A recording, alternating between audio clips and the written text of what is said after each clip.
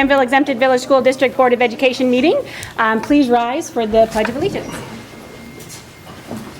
I pledge allegiance to the flag of the United States of America and to the republic for which it stands, one nation, under God, indivisible, with liberty and justice for all. Take roll, please. Dr. Gorman? Here. Ms. Deeds? Mr. Jennings? Here. Mr. Miller? Here. Mr. Cohen? Here. Thank you, Mike. Okay, commendations? Yep. Sorry, just wanted to make sure my phone was on.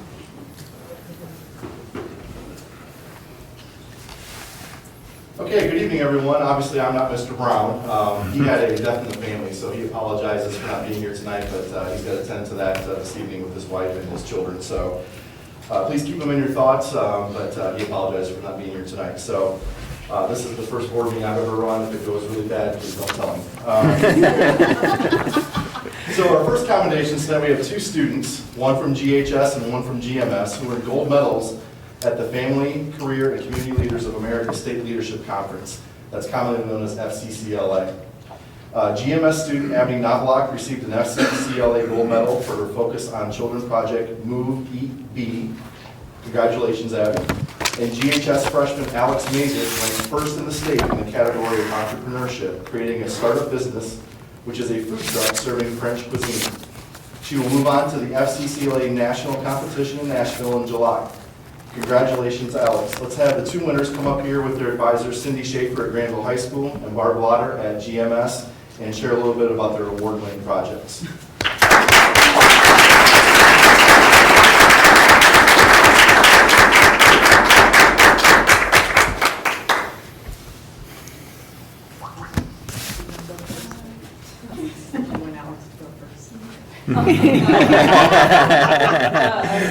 The floor is yours, I don't Alex. know.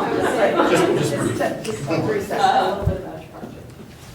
Well, I wasn't expecting this, so I don't know what to do. It's all right. Yeah. Well, it was basically because I wanted to do an entrepreneurship project, but I didn't know what I would focus on.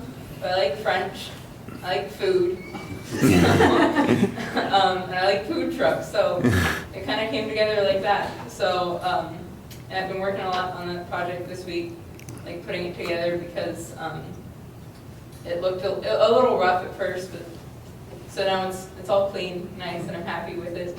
I made a board for it, which I didn't have before. It's shaped like a food truck. Thanks, Dad.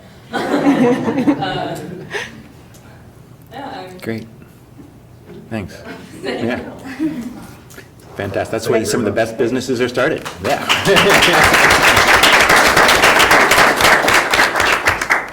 So my project was basically about physical, mental, and other types of health, I guess. Like eating healthy, exercising, and working on being mentally healthy as well. So there were lots of different smaller projects within this big one. So yeah. Excellent, thanks. Congratulations.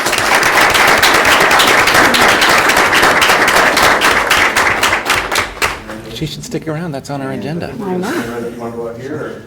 Oh, no. Oh, here we go. There she is. That's good. No, no.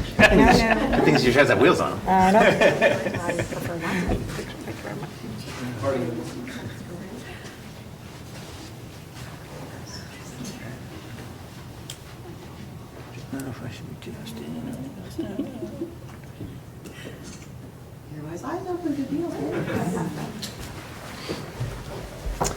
Congratulations, you two. Good job. Thank you very much.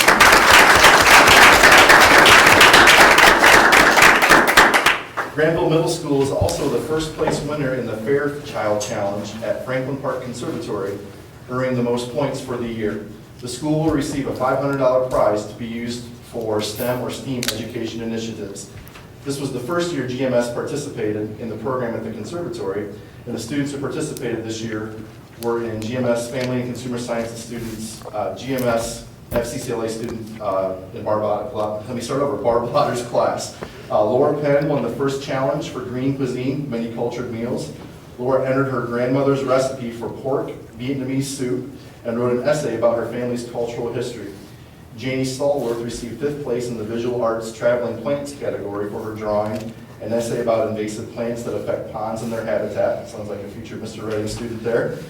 Abby Charlton and Olivia Liberty won first place in the Performing Arts category for the Waste Reduction Styrofoam Drama, written word and essay they wrote and filmed. So if any of those students are here, would you please come on up?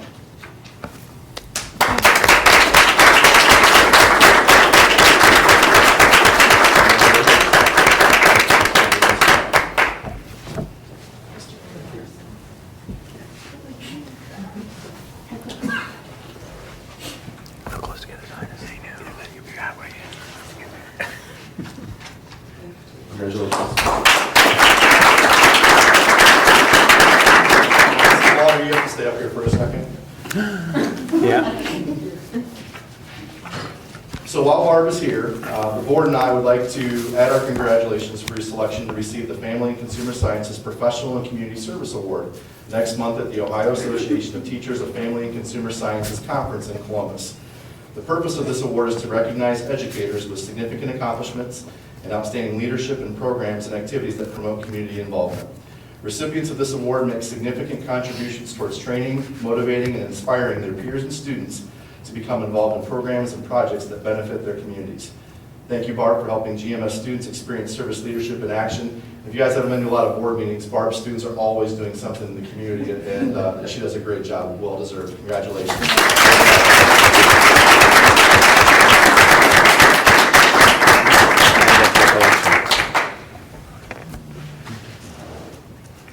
I can see it right good. You can? Don't go.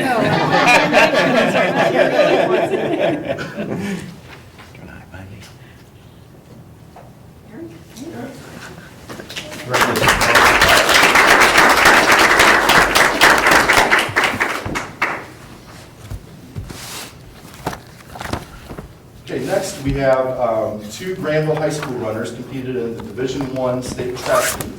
Johnny Lukens was the runner-up in the 800-meter race. Natalie Price repeated as state champion in the 400-meter dash. I think the headline in the newspaper said Granville's Price blows away the field for repeat in the 400. She also placed second in the 100-meter dash. Natalie also recently placed third in the 400 at the Brooks PR Invitational in Seattle, a national competition.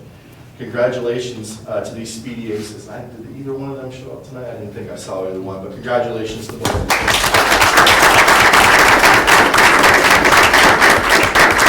I know they're both planning on running the school next year too, so they'll continue that legacy at the college level. Next we have the Granville High School Blue Envirothon team for reaching the state Envirothon competition earlier this month. The team finished 8th overall in the state out of 20 teams that made it to the state level competition, placing second in both wildlife and aquatics. Coached by Jim Redding, the team includes Nathaniel Carlson, Johnny Lukens, Dustin Braden, Wesley Smith, Jack Beckerly, Logan Smith, and Jason Redding. For those in attendance, if they would come up, please.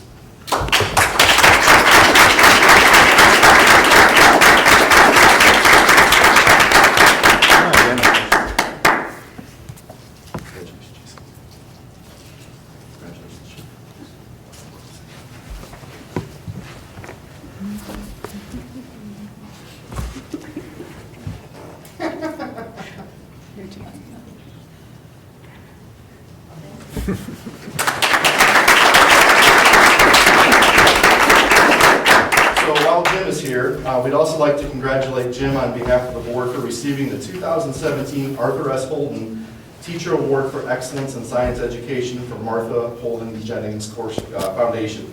This award includes a $7,500 prize to be used for a science project to benefit Granville students. So if you know anything about this award, it's actually a Cleveland-based award. Admissions from all over the state, and Mr. Redding was selected out of a very competitive pool. Most deserved, again. Another, if you come to our board meetings, his students do a lot in the community and do a wonderful job, and Jim's at the heart of all of that. So congratulations, Jim.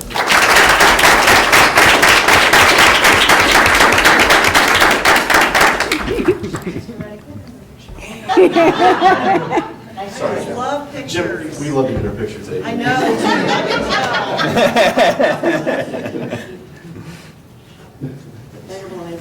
That's all right. That's the end of our accommodations, but we do have one more special presentation tonight. I'd like to introduce former Granville student, now graduate, Andrea Yoho, and she's going to talk a little bit about her PBL project that she did this past year in Mrs. Schaefer's class at the high school. So Andrea, the floor is yours.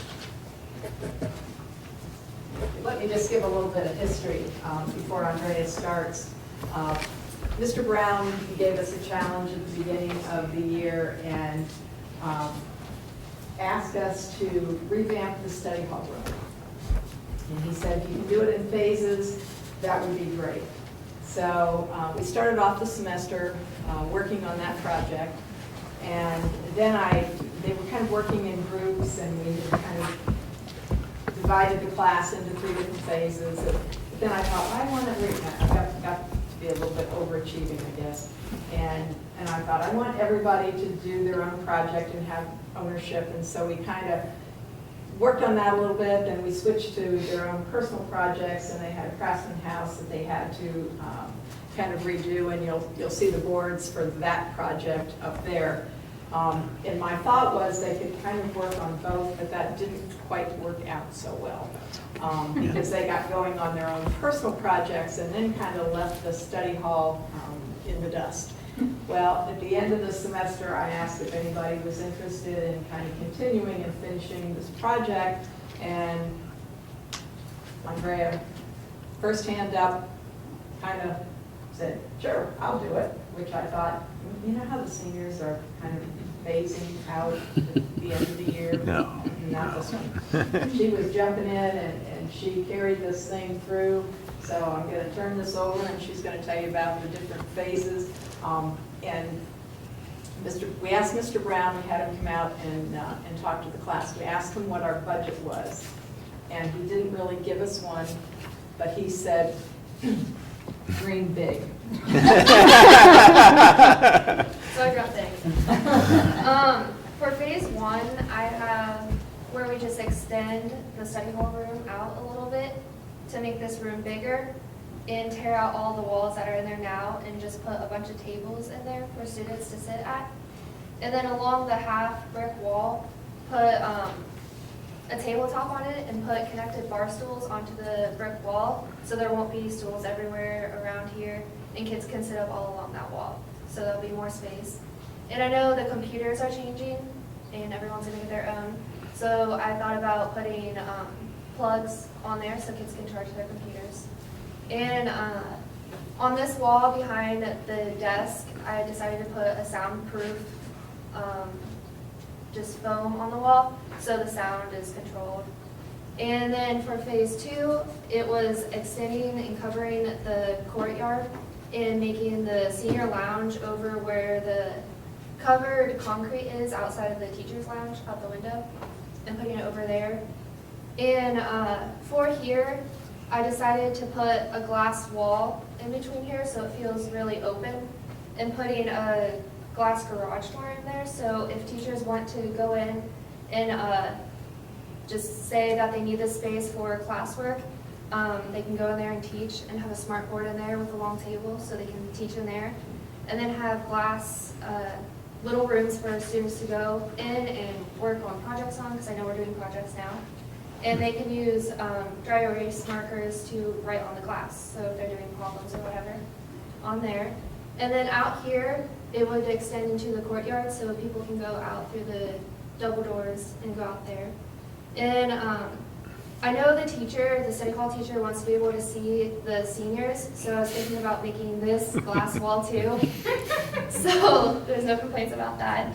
And putting 2 couches in there and some bean bags. And I know the tech team made 4 tables that they already have in there now. And I didn't want to get rid of those, so I included those into the design and putting them up against the exterior wall. That's where the teachers can see out now, and making that solid so they can't, and put the tables up along there. And making a hallway over to the library so students in the study hall can go through that way rather than going around. And this would be phase 3 along with the makerspace. And for in here, I didn't change that much. I just added a closet for the library teacher. And I know a lot of students eat lunch in there, so I decided to do a half wall with a bookshelf on there and the rest of it glass so they can see in.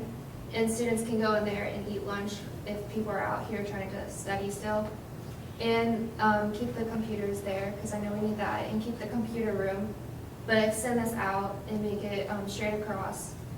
And where the fireplace is, we keep the fireplace, but just make it the makerspace room, add tables, and I know they want a 3D printer in there, and they want a green screen room. And where the closet that they have for storage now, we can make that the green screen room and have 2 exits from it. And I have a window there, so if there's students in there, teachers can see in there still, and move the green screen up and down. And still have the hallway to go into there too. So I have examples of what I would use. Cool. I just thought for the study hall room, we'd have like wood tables and navy blue and just bar stools connect and closets. And that would be what the soundproof wall would be like. And I was thinking about putting a TV out there so we can have important dates and just school information up on there so students can read what we need. And then for phase 2, this is just examples of the garage, the glass garage door and the glass wall and the glass rooms and the couch and the table and the ottomans and the long tables with stools connected to them. And then for the library, I was thinking about the columns that are in there now. They're kind of just wasted space by building a bookcase around it. We can put books around there. And then just examples of what they were wanting. And then I also did the courtyard. And for the courtyard, I was thinking about when you come out, that there would be, instead of grass in there, we do turf. So then there's no mowing or any of that in there. And I know that there's a drain, so if it rains, the water can go in there and be no flooding. And up along the hill, I was thinking about putting like steps kind of, but it would still be turf, so students can sit up there in the turf and still eat lunch or just sit up there and hang out. And then building a deck with just lunch tables on it when you come out of the door, and having a bar on the side of it so students can hang up on the railing and just eat lunch there. And putting a pergola out there so students can sit under there. And I know that the ACE is up there now that we had up there, and it could be moved down next to it. And yeah, that's it. Wow, that's great. Wow, well done, thank you. Yeah, that's really cool. Yeah. Yeah, Andre, that's very impressive. thank you. How many hours did you put into this project? A lot. Yeah, I can imagine. A lot. Yeah, so.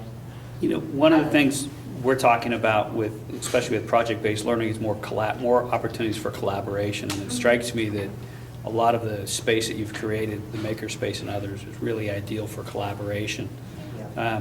How much, having just graduated, having been through that senior year, how much increased use do you think this would get from students in general, and in particular seniors, if you implemented this? I know in the study hall area, there was a lot of overcrowding. Like third period had 100 students in there, and they had to go down to the lunchroom and work down there. So adding on for that workroom would be nice, because I know a lot of the senior mentors, they had like 10 mentees that they had to control, and it was hard for them. So I know if they had like the individual rooms to go into, they could work with them better. And as how many projects we did as a senior, I know going into the makerspace or just the individual glass rooms, just working with our groups, I think it would make us focus better. And I don't know, it allowed the teachers to just have better access to what we're working on. Very thoughtful design. Yeah, I particularly like the glass, so much glass, because again, being able to absorb sunlight during the day. Yeah. You know, studies show, the more you can have access to sunlight, the better your mental Yeah. health is, so. I kind of went with the industrial theme to Yeah. it, so. That's cool. That's what I'm, That's great. yeah. Now, you're doing this in college too, right? This is Yes, I'm this going year? in for design studies. I Okay. want to be interior designer. So next time we have to pay you for this project. I'll take it. That's great. Thank you. Excellent. Any other questions for Andrea? Great. Thank you so much. Thank you.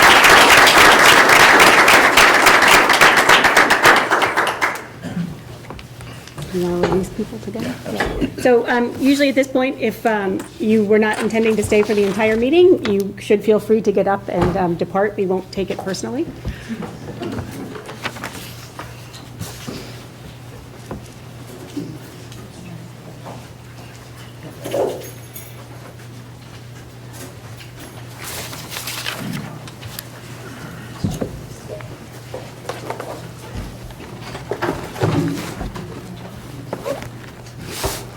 So you're going to leave her study room design with us, right? Yeah. Yeah. Can we keep it here for a little while? You can take a stand or whatever you need. If we just have a chance to look at it afterwards, that'd be great. Okay, I'll keep this for the. Okay. Thank you. Thank you. Thank you. Thank you very much.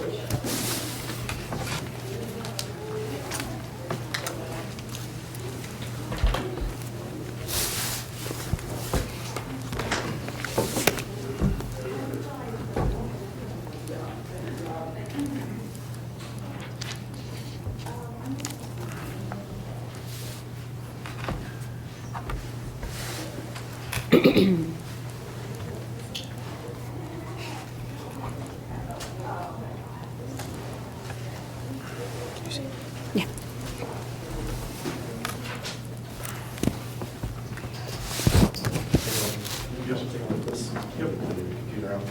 So the next portion of our meeting is the first reading of policy updates that we'll have for, you're just trying to get them on the screen here. It came on before, now it's not coming on. Policy updates that are, some are required, and actually all of these are required this particular year. We have 2 readings of them. This is the first reading for these particular policies. So I'll read the title for each one, and just a brief description. If you have any questions, we can certainly entertain those. So the first policy is DECA, Administration of Federal Grant Funds. And basically this update is related to the fact that we cannot restrict competition when we have purchases that are purchased with federal funds. So we have to have an open market, an open competition when dealing with purchases that are directly related to federal grant funds that we receive. Really not any different than any funds that we use, but this is particular for federal funds. We also have a provision in this that if there's a conflict of interest in a person who's interested in applying for those funds or putting a bid or a purchase in for that, they have to let Mike know, as the treasurer of the district, what that conflict is, whether they're a relative of one of the board members potentially, or of the superintendent, or somebody who's going to be making the decisions on purchasing. So just a couple requirements with that. That's really all that's in that particular policy. The second policy is policy DI. It's similar in terms of it deals with federal funds again.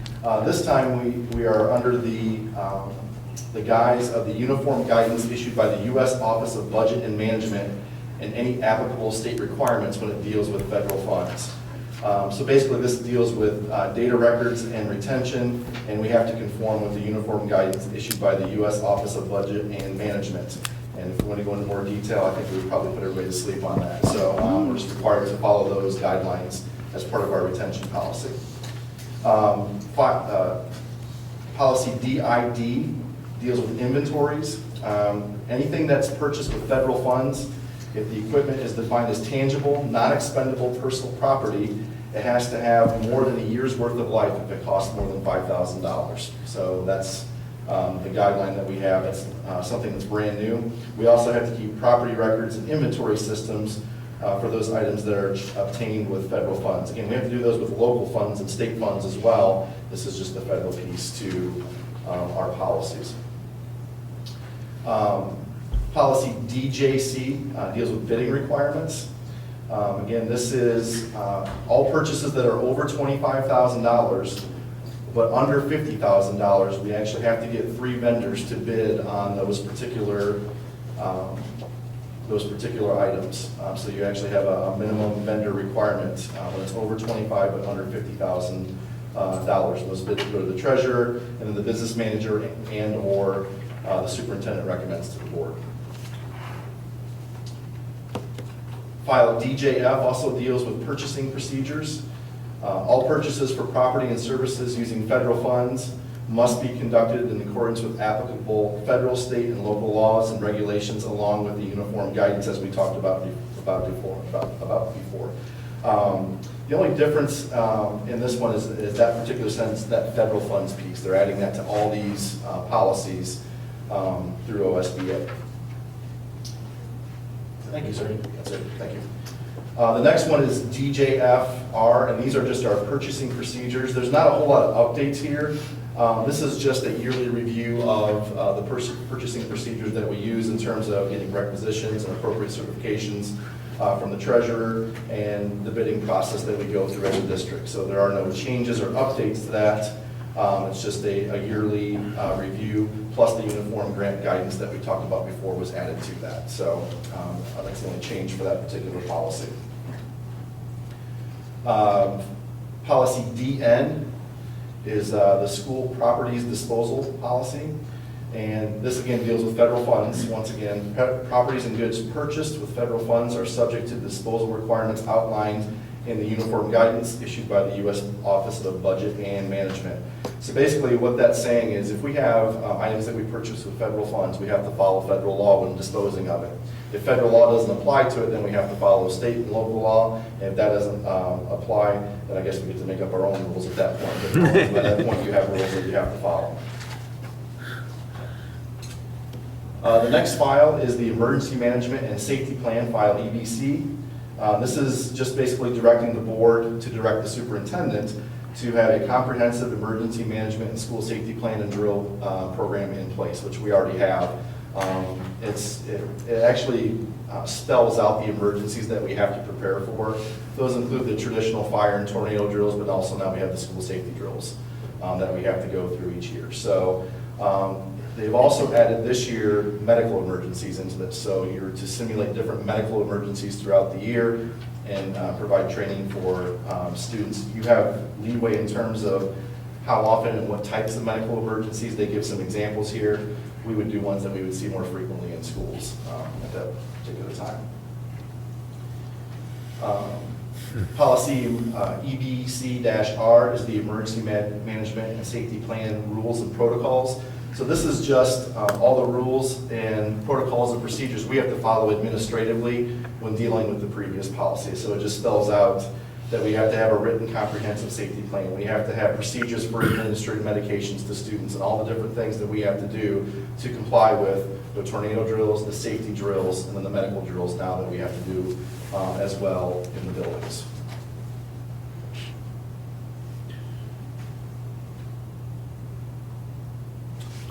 Okay, the next policy, again, is another protocol and procedure policy. And this is EDE-R-1, Computer and Online Services. And this relates directly to the updates now that we're going to have a one-to-one environment in our secondary schools, grades 7 through 12. The first piece of this is the Student Code of Conduct. And it basically says that use of the network in the school is a privilege, it's not a right. If students abuse that privilege, they can have their rights suspended or even revoked, and disciplinary action can be taken against them. It allows the computer and online services to be part of the school disciplinary policy, and it's also embedded in the student handbooks as well. There's another piece of this that talks about the need for the Children's Internet Protection Act, and that the board and the superintendent, along with any designees, we have to make sure that we're blocking unwanted content for students on web filters. When students are here at school, they'll actually have 2 layers of that protection. And if they take their Chromebooks home, there'll even still be a level of protection there as well that will be embedded within the Chromebooks. We also have to provide students education at every grade level on safety and security when using email, social media, so on and so forth. That looks different at each grade level. We have a service that provides that information for our students. And then finally, from an access perspective, the policy states that students can use real-time electronic communications, that's chat rooms, social media, things like that, if they're under the direction of a teacher during the school day. So, if they want to post on Twitter that, something that has nothing to do educationally, it's actually not allowed within our policy. within the Chromebooks. That has to be education related under the supervision of a teacher. They also cannot have web-based email that's outside of the school, web-based email on school devices. So basically, they have to be under the guise of a teacher using the device in the classroom. That only applies to the school-owned computers, though? Correct. Correct. And I'll get to the last part, and the BYOD devices. You bring it into the school on the school network. This is on the school network now. So if they have a device at home, obviously we have no, Right. and it's their own device, that's completely their property, nothing we can say about that. But if they use our network at school falls under these rules and regulations. So students are not allowed to make any non-academic tweets or emails or Facebook checks or I would say anything it'd like be that? easy to enforce. Okay. So some of All right. that's going to be a learning curve for our students, especially now that they all have a device in their hands. Yeah. We'll have to. Or 2 or 3? Monitor that with some common sense as well. Okay. But that also applies to, they can't have like a Gmail account that they use On a school device or on the school network. on the school network. But if they, for instance, the college process, it's recommended actually not to use your school address as your one that you put down for like college tests, and so that all your college email stuff goes to that, so they would not be able to check that Well, during. that would be academic related, Well, though. they'll actually have a Gmail account now because we'll have a Google device. Yeah, So but it's a there will be Granville Gmail Schools accounts for all address, students. though. If I'm saying anything wrong here, Yeah. please stop. No, you're correct. So they'll have a Granville Schools one and a Google one. Okay. No, the it's, Granville Schools one Gmail. is a Google one. Well, is specifically with email, their Google account does not include email. So they'd have all of the Google Suite services and apps, but as far as email, at this time, we only provide the Office 365 account. Okay, I would file that under the, we'll use common sense. Yeah. Applying this policy. okay. And the last That's piece of this is, actually, the state second to last policy piece is the requirement. cyberbullying is included in this policy. Posting of slurs or rumors about students, sending emails or text messages that are mean or threatening are included in this policy as well. And then the last piece of this is the BYOD guidelines and FAQ. So this policy was approved in April 15th of 2013. It's just being updated at this point to add some pieces that fit the one-to-one environment that we're going to go into. Do you have any questions about any of No. that? I agree that monitoring appropriately and enforcing will be an interesting lesson over the process, right? I mean, Correct. yeah, but a really important one, especially when it comes to inappropriate postings and things like that. So maybe this is a, meat for us to do some effective education, right? And have Just backing because- for that to some extent, so. Just because a student violates a policy doesn't mean we have to suspend them or give them Yeah. Saturday school. It can be a Right. conversation too. Exactly, right? But I think if it's an educational conversation up front about what our expectations are, Yes. that might be Not the a bad thing. leverage we need to kind of go on. I don't know. We'll see. I agree Yeah. completely. The next policy deals with food services and management and free and reduced price food services, policy EF and EFB. Basically, what this comes down to is that the board, number one, sets prices for the school lunches, also includes breakfast. We don't serve breakfast at this time. And à la carte food prices are set by the food supervisor with or without board approval.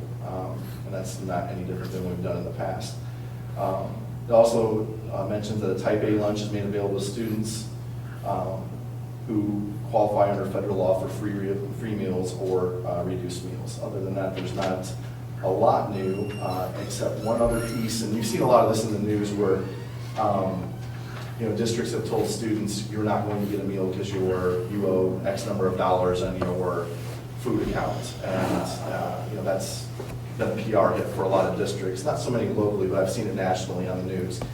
We are now required, and you are required to direct us to develop procedures for the management of meal charges and unpaid meal charges. We have to communicate those to parents up front. So at what point, and we've had conversations around this in terms of what our approach would be in this situation.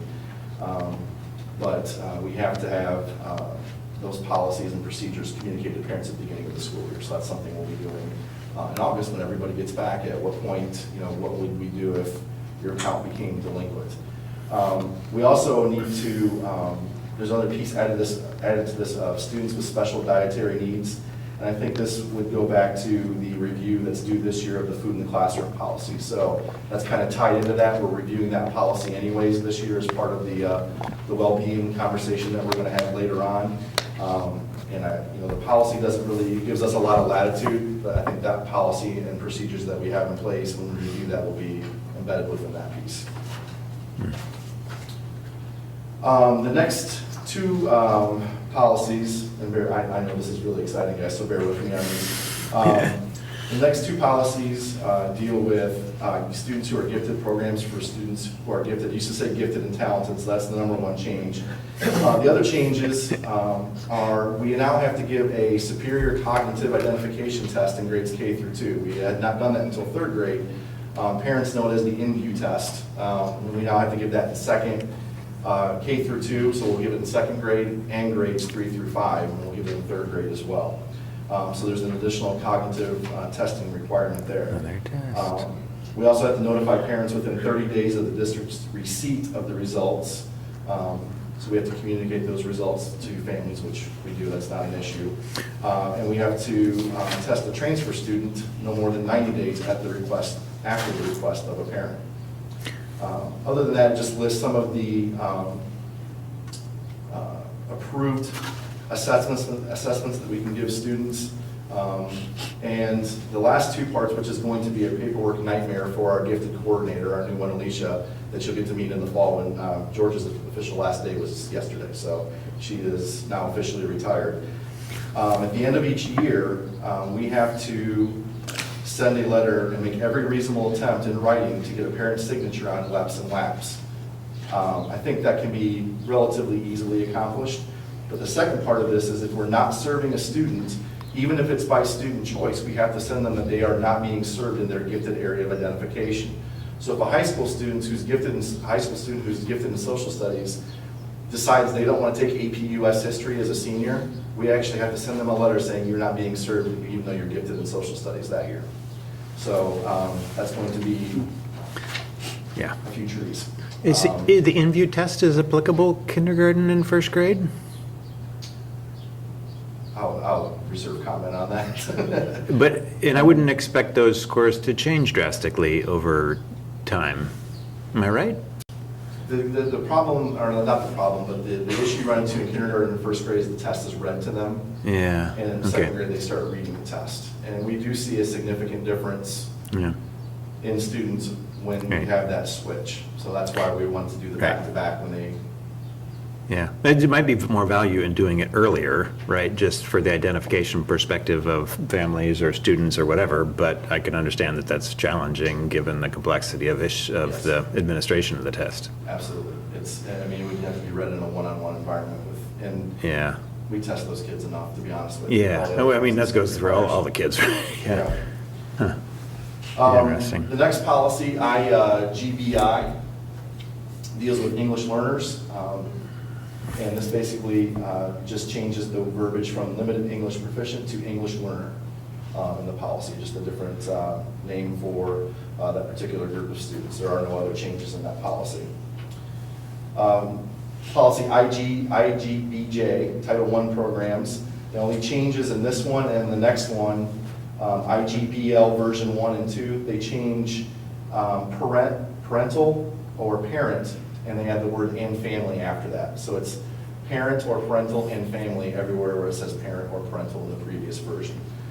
Just because parents are not always the primary caregiver in Title I services or any other services that we provide. The second to last one is policy JFCK, the use of electronic communications equipment by students.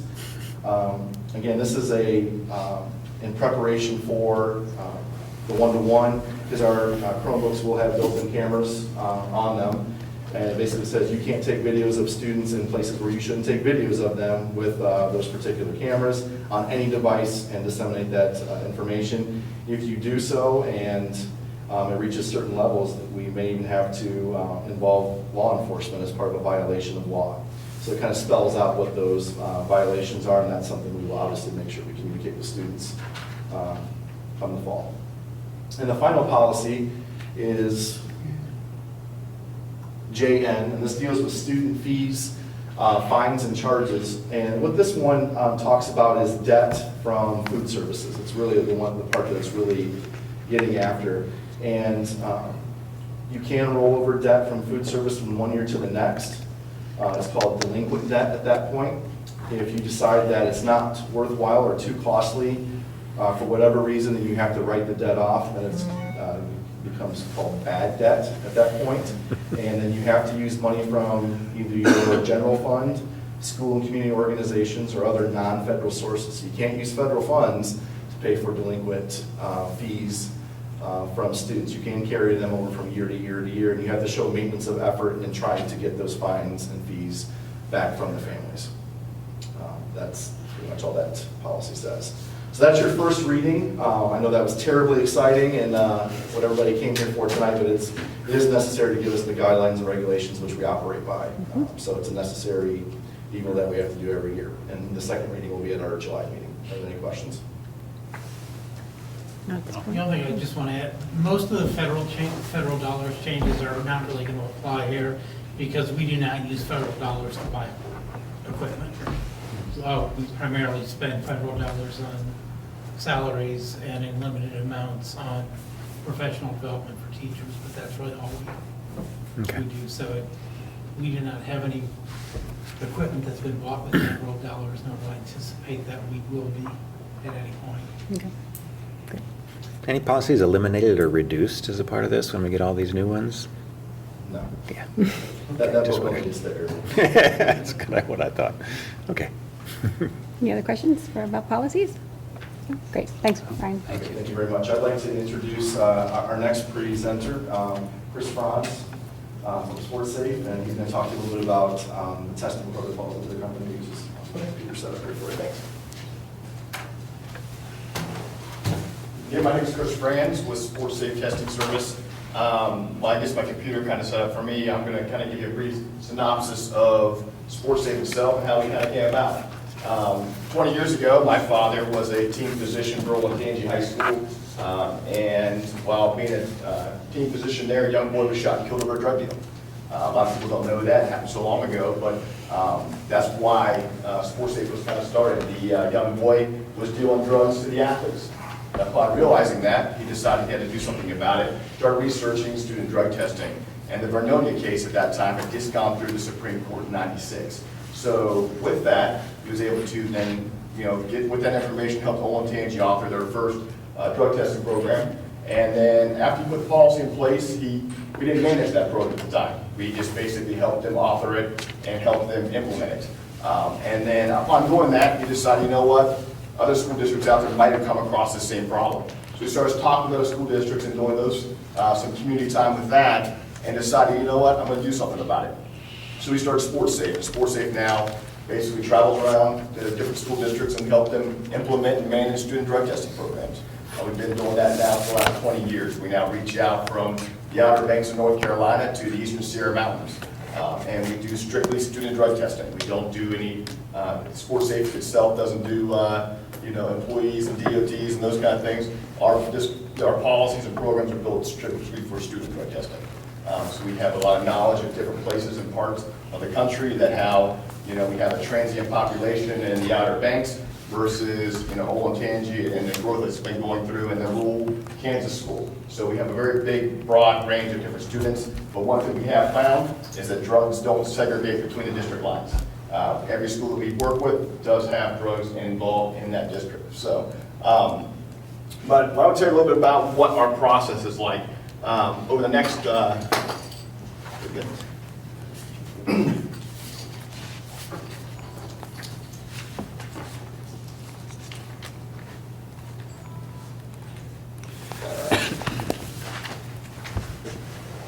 so prior to anything happening, okay, a lot of things are going to happen before we start talking about drug panels and stuff like that. But our policies are we work with schools, and you guys will be in charge of providing us with a database of students who are going to be involved in the program.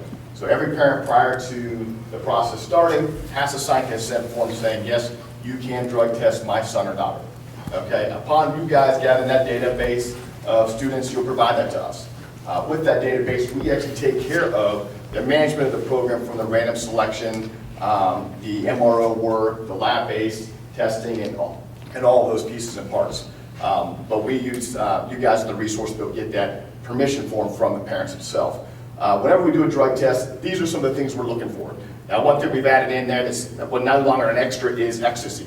We've actually added ecstasy into our panels now at every time, okay? But these are things we're looking for: alcohol, amphetamines, barbiturates, benzodiazepines, cocaine, marijuana, methadone, opiates, which we actually expand out to both include oxycodone and Vicodin, because if you go to the normal hospital drug screen, they may not do that. And then PCP and propoxyphene, which is like Darvon and Darvocet. And the reason we have such a broad panel is because it's not just marijuana, cocaine, and those kind of things that we find, but we also look at all the other pain medications and Xanax and stuff like that. You might find in a medicine cabinet where kids will go to it, find it, sell it. They'll have a farm party where everybody just brings something they can find in their medicine cabinet, throw it in a bowl, and everybody grabs something and takes it to see what happens. Okay, so we can check for all of those different drugs. Everything has, like LSD and anabolic steroids and nicotine are all things we can test for. But we kind of model off of what the Department of Transportation does. Okay, because all the drug testing kind of runs around through that. So that makes these 12, 13 substances we look for every time are very cost effective and things like that. When you start looking into anabolic steroids, you can be $100 per screen.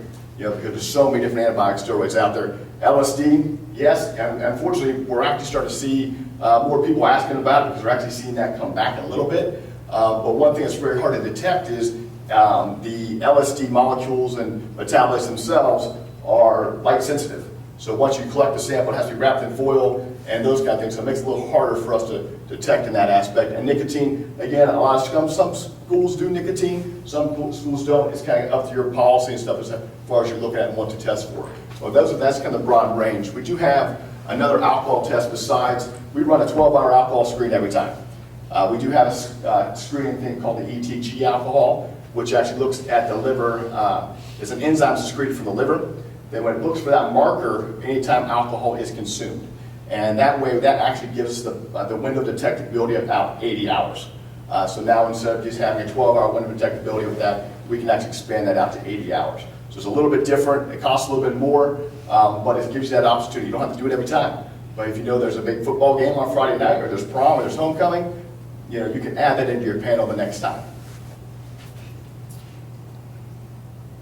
Can I ask a question? Yes. So just for clarification, so every test will cover all of what's in the gray? Everything in that gray section there, and including ecstasy, will be tested for every time. And what's the cost per panel? The cost per panel is $29. All right, talk a little bit about the process. We do prepare the facility we're going to be using. We like to use nurses' offices or locker rooms, something that separates the students from the general population. And also we know that sometimes, like coaches' offices or those kind of things, kids don't have access to them ahead of time because we don't want them to be able to go inside that area and plant something. And we haven't had that happen in the past. But we put a blue gauge in the toilet. We tape off sinks. We remove any possible adulterants, Lysols, and all those different things. We try to make it so we're going to get a valid sample from that student. We want to prevent them from doing anything to adulterate the sample or try to mask the sample itself. So we do a few things there to do it. Now, the student will then be brought down to us, identified by a school official. Okay, that way we know who they are. And they're going to fill out a chain of custody form. Looks very similar to this. If you guys have ever done a drug screen at the office or anything like that, or a DOT chest or something, it's the exact same testing process that you're going to do there, except we do things just a little bit differently when it comes down to sensitivity of testing and those kind of things. So they're going to fill out a chain of custody form. On that form, all we're going to put down is a student ID number. Okay, so when when this gets sent off to the lab, it's a number. There's no name associated at the lab with the student. Okay, and then we have a specimen container, which is basically a plastic cup with a temperature gauge on it. Every specimen is going to have to be to valid temperature. Over the last several years, we've discovered that kind of kids had tried to bring samples in with them. They put heating warmers in the crotch of their pants with a specimen wrapped up in it to try to bring a sample into the testing spot. So it has to be a valid temperature. It has to be somewhere between 94 and 98 degrees for us to accept it any longer. If it's down that 90 range real low, we don't accept it. We just say it's just not quite warm enough. Because we have found so many students now trying to bring samples in with them, we no longer accept something that's just lighting up that first dot. It's impossible. I sat in my office and did it. I went to the restroom, urinated and voided a sample in a cup, and watched how long it took for that to go down to 90 degrees. It's impossible for my body to produce a specimen and then bring it out, give it to the collector, and not be above that 90-degree mark. So that's why we've kind of, as a company, just said, you know what, if it's that low, we want to be on the caution side that the kid could have possibly brought something in. Now, in order to try to avoid some of that, we don't let the kids know we're going to be there. We try to vary the dates. I have school districts that, say, well, we want to just test on, Wednesdays. I said, okay, but you understand, if you only do Wednesdays, the kids are going to know, or if a school district says, hey, we're going to do every other Wednesday. Well, all of a sudden the kids know when they're going to be testing, so therefore, they every other Wednesday, they know they just have to put something in their crotch of their pants because we can't check that. We have them empty pockets, they have show us their sock lines, but that's as far as we can go. They can't take backpacks in with them, and those kind of things, but we can't search them to see if they have something else on them. Split specimen. So every vial we have is a split specimen. We have A and B, okay? That way, if a parent ever wants to challenge a result, we have a sample from the last time, from the time of the collection, that we can send to another lab, that is a certified lab as well, that can say, hey, yes, the presence of that drug is still there. Okay, we always give that option out to parents. Okay, but we have never ever had one overturned. Okay, the lab goes through the process of GCMS confirmation, LCMS confirmation is so good on molecular identification, we're 100% accurate when we're presenting that result. There's no way for that to happen without that, but we always give that parent the option just in case they don't believe it after talking with the student. But as you see there, during the collection process, the student is present the entire time. So after they bring out the specimen to the collector splits into these vials, the student then initials those vials, and then they'll continue to finish out the chain of custody form, and then it'll be put in a sealed transport bag. Now, if anything like that happens, if those seals that are on that thing are ripped or something like that, it becomes an invalid sample. So the lab will not test it. They'll notify us, leaked in transit, seal torn, wasn't being able to be identified, something like that happens, then it's automatically canceled, and then we have to issue a retest in that sense. But once it goes to the lab, it's going to go through two types of testing. It's going to go through immunoassay screening that's going to screen for all those substances we talked about at one time. Okay, if anything in there in that screening process tests positive, then it's going to go through GCMS confirmation, which is actually going to identify the molecular level. And so we're going to know exactly what was in their body. Okay, so if somebody takes amphetamines, we're going to know. If somebody takes oxycodone, we're going to know how that breaks down in the body as oxycodone, oxymorphone, or if it's Vicodin, it's going to be hydrocodone, and or Tylenol 3 with codeine is going to show codeine. So we'll know what drug they're actually took at that time. And then, of course, if it's marijuana, it's marijuana, cocaine is cocaine. But that's what the GCMS confirmation is for. Everybody asks how fast we get results. Usually we have results back in our office within 24 hours. As far as negatives go. Positives take a little bit longer. And the reason why is because it's going through that GCMS confirmation process. So when we have a result coming through our office, we're 100% sure that's what's in the body. Now we got to find out why it was there. Okay, and that's what we're going to use the medical review officer for. And that MRO is going to basically contact the parents, and then we're going to have a discussion with them, find out what's going on. Are they on any medications? And most of the time, every kid who takes Adderall or vitamins in your school is going to screen positive for amphetamines. Okay? If a kid goes out and he loves to eat poppy seed bagels in the morning, guess what? He's going to screen positive for opiates. Okay? That's what happens. But the MRO knows by reviewing results that we can tell when it's poppy seeds, and we can also tell if it's medication. Now, the one thing with medications is they have to be able to provide us with documentation when it comes to pain medications. So they has to be the student's prescription. It can't be somebody else's. So it's illegal for you to give somebody else your controlled medications. And we just ran across this, we run across it every year. Any policy we put in place was tell parents not to give their kids their controlled medications, but it happens. So if Johnny hurts his back on Friday night football game, goes home that night, Dad goes, oh, your back hurts? Here, take some of these. They help my back. And then he gets tested the next day, test positive.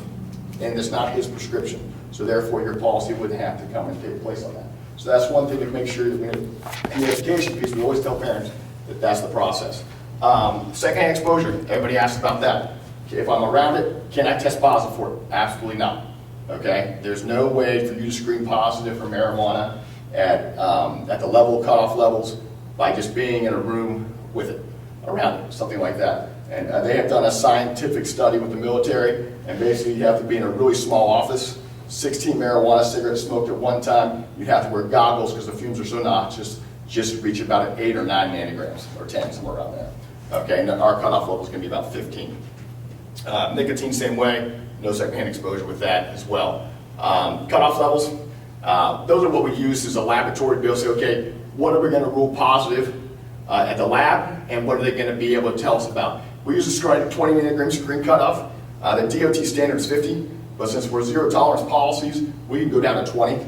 GCMS confirmation, some labs we can get down to 10. We only get to call it positive, it's 15 or higher because that's the national, the industry standard. But sometimes if we can get that lab to release that information at 10, then we'll be able to say, okay, parents, we can't call it positive, but we want to let you know they're really, really close to be around it. So, and close enough they probably actually inhale something. So we'll just provide that information to the parents if that would happen to be the case. And then those are some other cutoff levels for what we're looking at, some other different drugs. Window detectability, a lot of things. Marijuana is about 7 to 14 days for an occasional user.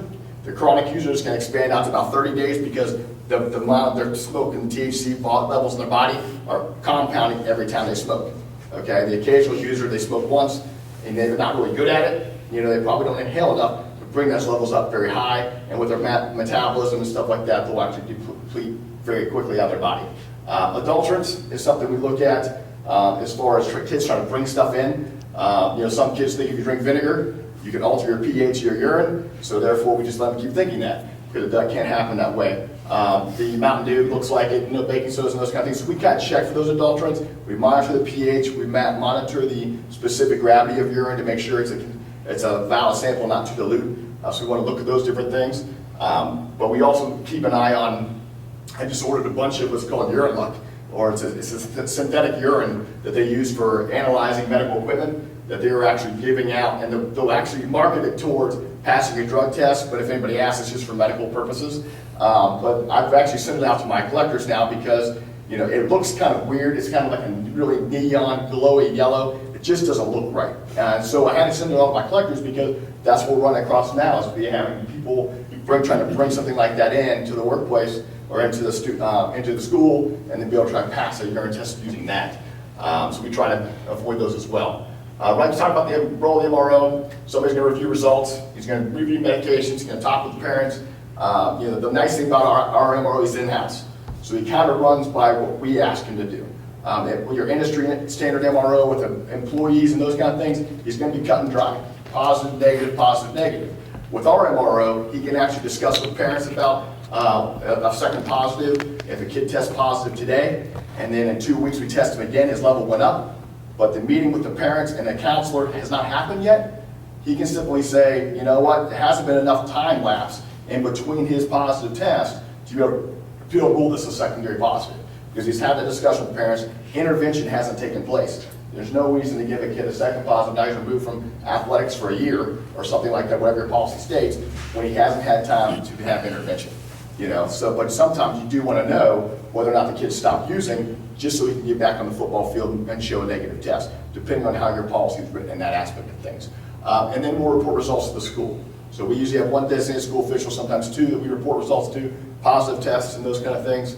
But everything is reported out through our office. We don't report any results to parents unless they have everything we do kind of goes through the school itself. Is your MRO a medical doctor? Yeah, they all have to be. Yes, he's a physician. It has to be a physician to be able to be an MRO. And what kind of questions can I answer for you? I know I kind of threw drug testing out there at you in 101 real fast. So I know you guys have been researching it and talk a lot about it, so I can answer any questions you have as far as process, stuff like that. I can answer questions about how other schools handle situations. But as far as your policy itself, I can kind of guide you a little bit, but can't really put your policy in there for you. How many student tests does your company do a year? We currently do over 30,000 tests a year. Somewhere right 25 to 30,000 tests a year probably. Somewhere around there. From all over the country. So our minimum to come out and do a test in schools, usually around 15. Tests that we pull a random list of 15 each time we have a collector come out to the school to do the collections. Now, again, if a student comes out and he happens to be absent that day, it's okay. He's automatically put on the list the next time. He doesn't know he's gonna be tested because he wasn't there. Students don't have access to the list. So the next time, instead of going 15, we're gonna have 17 on the list, or something like that. We always go within what the school's budget is, also when we build testing days and stuff. So, Can you talk a little bit about like data security? So, Okay. for instance, you know, when the samples get analyzed and there's a report produced, who has access to that? How long do you keep it? How do you destroy it? Okay. All those kinds of things? Yeah, sure. We actually are switching our softwares this year. We're using the same company that has, we've used them in the past years, but now they have a new updated version. Everything that we have is going to be stored on their data encrypted sites and all those different things. So they manage drug testing program. The company we use actually does drug test programs for big firms, DOT, military, and everything like that. So all the data is kept in there. But one thing that's nice about is our chain of custody forms. They go to the lab and stuff like that. That's why we use that student number only. So the laboratory results and stuff coming to our office only have a number on it. There's no name associated with it. It's not compared, the number actually then associates once it enters into our database, which will be kept in, I think it's now going to be in Salt Lake City, Utah.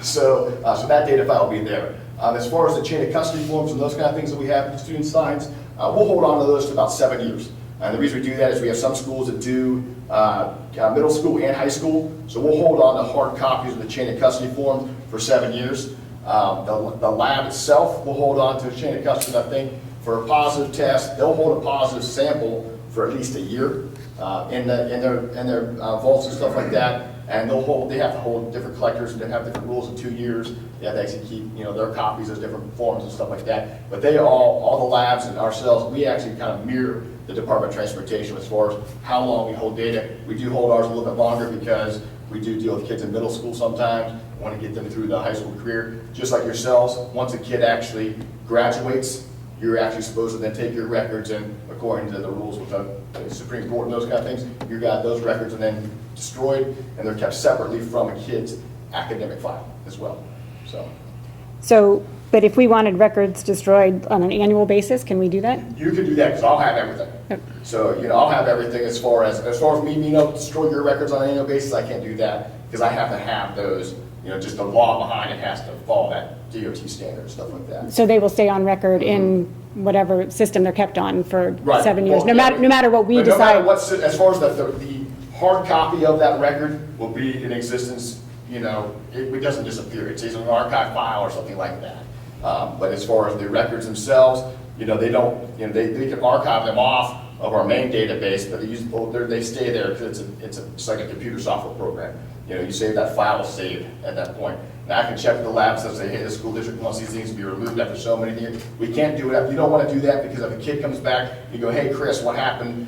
Did this kid test positive, 2 years ago? Hold on, let me check. And I can go back and check. He tested positive middle school. He tested positive here. So you want that information. You got to stick around for that information purposes there. And who has access to the records? The only group that have access to records we have 3 individuals. So myself, my brother, and one guy who works for us, Gordy. So. And how is Gordy vetted? What's that? How is Gordy vetted? What kind of procedures do you go through when you hire people to? We go through all of our collectors. They go through background checks. We all go through child awareness, danger, just like anybody, any of your teachers and stuff like that go through the federal background checks. We go through all of those because we're entering into the schools and those kind of things. So we only had one other employee, that's been Corey. He's been with us now for over probably 10 years. Okay. So When the testing takes place in wherever the designated room is, nurse's office or wherever, who from the testing company, whether it's you or a lab representative, who's actually present? Usually there's a designated school official there that's present with us at all times when we're doing a collection, and there are collectors there as well. And then the student themselves. Now, how you have that process set up, some schools have an ability to have the nurse's office is one section, and then there's actually the restroom that's happening over here, and then some of the students who are waiting to produce are out here, and then the students who's providing the samples in a separate area. It kind of depends on your school and how it can be set up. But we try to keep as much privacy as the person being able to give the sample. We go through a whole full closed door. They provide a sample just like they would do at any other doctor's office, and then provide it to the collector. So. How long does that process usually take? That whole process only takes probably, if the kid could walk in and produce a sample, 3 to 4 minutes, because by the time they fill out paperwork, void the sample, fill out paperwork, so maybe 3 to 5 minutes is about all it takes.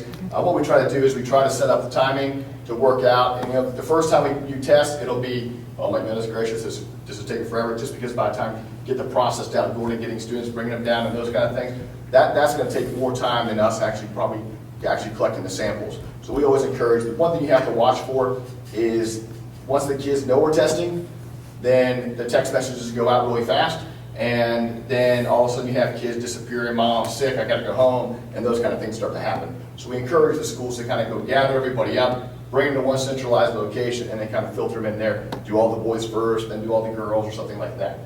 Just because over the years we've learned that kids are fast with their thumbs to be able to let them know we're around. Do you have, you mentioned boys versus girls, do you have female personnel that would be in the proximity to the girls, or so that they're...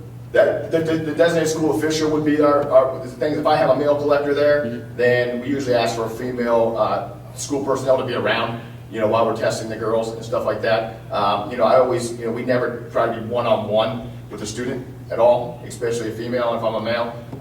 Majority of my collectors are female, other than myself and Corey and my brother Matt. So majority of our collectors are all females because it is a lot easier for the female, more comfortable. So that kind of thing. So in the collection process, though, the student has gone in, put the sample in the plastic cup, yep. and then comes out and hands it to the collector, and the collector labels it, initials it, The collector will puts it in a then bag. spit it in the vials, seal the vials up. They'll check the temperature, of course, then seal the vials, have the student initial those vials, and once the student initials those vials, they'll put them in the bag.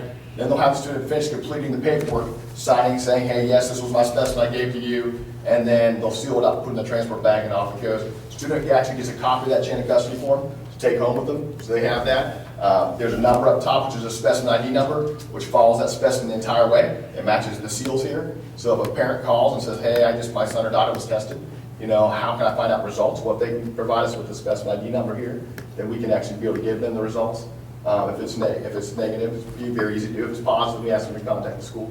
Usually because they're going to be called anyway on a positive. So On that issue, and you may not be aware, the policy that we've approved indicates or requires the first, if there is in fact a first positive test, that those results are reported only to the parents and not to the school, so the school is not even to be alerted. So I know your typical process, you indicated, is that you'll communicate to the school. Will there be an issue if we expect you to communicate only to the parents? We have other parents? school districts that do the same thing as well. On the first positive, they're not, the school's not involved in that. We then provide the information to the parents. But the hardest part for us to be able to do is like negatives, to try to rule out, to give every parent, hey, this test result's negative. Very hard, very cumbersome for us, especially not having communication to give the parent, between email addresses and those kind of things. We can't feasibly do that in that sense. But I have some school districts that will provide letters to parents and those kind of things. Any parents welcome to call us and ask what the test result is, and if it's a positive, of course, we're going to, if they want copies of anything, no copies go out to anybody. They have to come to the school to get anything like that. Can you explain the process if somebody tests positive and you want to check if they're on medication or not? Who's handling their needs at that point? Right, so at that time, I guess one more person that has access to our database would be our medical review officer, Dr. Green. So he would actually then basically have access to the chain of custody form, lab result, and matches up the chain of custody form that the student signed with the lab result, with the specimen ID number, making sure all those things match. And then once he knows that matches and that all the paperwork's correct, he'll then contact the parents to verify, the medication. He'll call and leave a message, and then he'll try to get in touch with them to verify what it is. If it has to be oxycodone, they have to provide us with a valid script for oxycodone. It can't be something that was even 2 years old. There's a kind of time frame in that aspect of things as well. And then a lot of times we use take a picture of it with your phone, send it over to us, and it clears it right up. So, and that makes it the easiest thing to be able to kind of instead of trying to figure out how to Xerox it off and fax it to us. We can't contact the pharmacy and ask any information. Unfortunately, it's something we can't do because it's privileged information medical side. Drug testing isn't medical on that sense of it. So, but then after he contacts the parents, if it's positive, we'll notify the school district. If it's negative, you won't even ever know it's positive. It'll just be ruled negative by the MRO, and then the school's gonna get a negative result. You won't even know it's positive. So if a kid's taking medications, parents don't want the school to know about it, it's okay. The kid does not have to provide any medication information at the time of collection to our collectors. They're all coming to one. My mom said, nope, we don't want to hear about it, just let it go. If it's ruled negative, does that information sheet then get shredded, or does that stay within the file? You know, everything we say within the file. We have to keep all documentation, the process that happened and all those different things. Just like you guys have with your Department of Transportation drug bus drivers, there's rules and regulations that help monitor those drug screen collections. We're following those exact same things. If you guys do any pre-employment drug testing in jobs or anything like that, same exact procedures here. You know, there are certain things we have to follow as well. So with the picture of the prescription, that's going to go from somebody's phone to somebody's phone, and is it then destroyed? Yeah, then it's just removed, yeah, just delete it off the phone. at that Okay, point, so yeah. they just want like a verification, but then that's not necessarily Right. part of the record? Right, it's not part, it'll be printed off as far as, it'll be printed and attached to their file saying that, yes, this was verified. You know, sometimes when he's working with things like Adderall or Vyvanse, he can simply say, hey, you know, just want to let you know your son tested positive for some medication. Oh yeah, he takes Vyvanse every day, 10 milligrams, his doctor's this and this. That's enough information for him to say, you know what, okay, it's negative, because it's so very common. Okay. It's when we enter into the pain medications and those kind of things that aren't as common that we want to verify whose script it was, so. What lab do you guys use? We primarily CRL, clinical reference labs out at Lenexa, Kansas. We also have relationships with Quest Diagnostics and MedTox and LabCorp as well. So they're all SHAMSA certified labs. They're all have go through the certification to be able to say they have used Substance Abuse and Mental Health Association background drug testing. So they run blind samples, they run quantitative samples along with their when they're running GCMS. If things don't match up, they have to rerun things. So they do a lot of the validation stuff on that too as well. And what kind of regulations are you governed by in terms of protecting information? Like, is there any chance that any information about our students would ever be sold or given to a third party, or and what are there federal regulations or? I don't know if there's any federal guidelines like HIPAA or stuff like that. We don't fall into because it's like a health industry type deal. But as far as Shared Information Act, now the biggest problem for us is how you communicate to us. Because what happens is if you communicate to me saying, hey Chris, did Joe Smo test positive for marijuana? And you send me an email, your guidelines with the Federal Information Act are a lot harder on me. So because I can't provide that, you know, because now you've got an email that someone's going to come over and get public information that you and I communicated back and forth with. So anything we send to you as far as email goes, as far as results go, it just says basically positive result, no one's name associated with it. So we don't communicate with you guys via names and positives and those kind of things. We don't want to do that because Freedom of Information Act with the school is what you run across. But you don't. There's no chance that you would, release information to anybody outside of our relationship. We can't release any. In our contract with you states, we don't release any information to police, news, media, anything about your school or anything like that, positive tests and those kind of things, without written consent to you, or you guys do it yourselves. So if somebody asks us, hey, you know, what is the positive rate for Grandview or Granville? They'll say, this is what, you know, this is who you can contact, and you guys can provide that information, because they may ask, you know, what your positive rates are and stuff like that. So.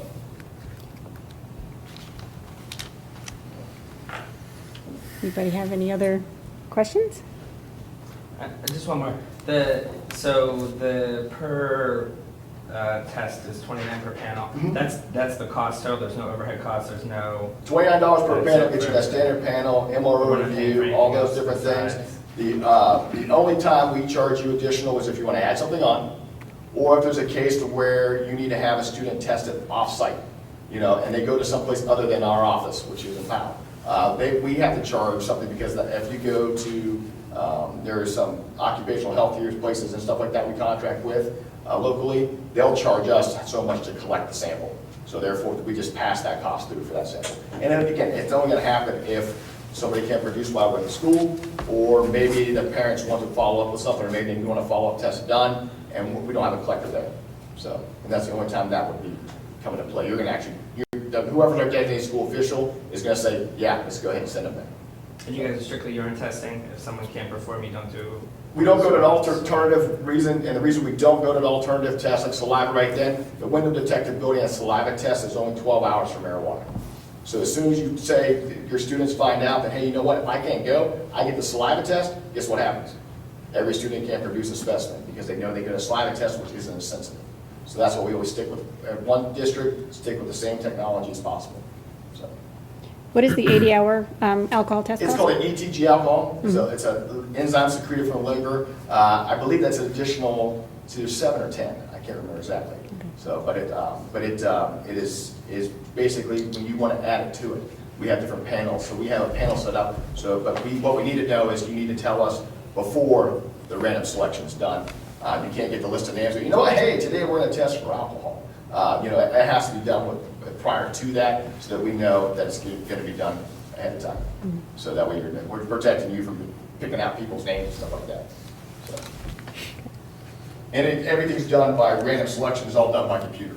So just, a lot of people ask how it gets randomly selected. I basically pick out your school district, I'm picking out the high school, and I want 15 names, and it just spits out 15 different names. So I don't do anything handpicked or anything like that. The only way anybody can add something, anybody from the school can add that, is if you have that part of your policy to be able to do so for like reasonable suspicion, or if you have another violation or something like that, that you can do that. But then again, that's something it's in your policy to do it, and then we just have to know that because that's part of your policy. If a kid has a violation outside of the, not the drug testing side, but maybe they brought a couple of schools paraphernalia or something like that, and by doing that, they have to have a drug test done and follow-up testing, then we could add them to you for you at that point.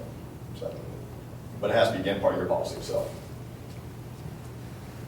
And does menstruation have any effect on like the No. test? Doesn't have any effect on test. Again, usually, is your policy 7 through 12?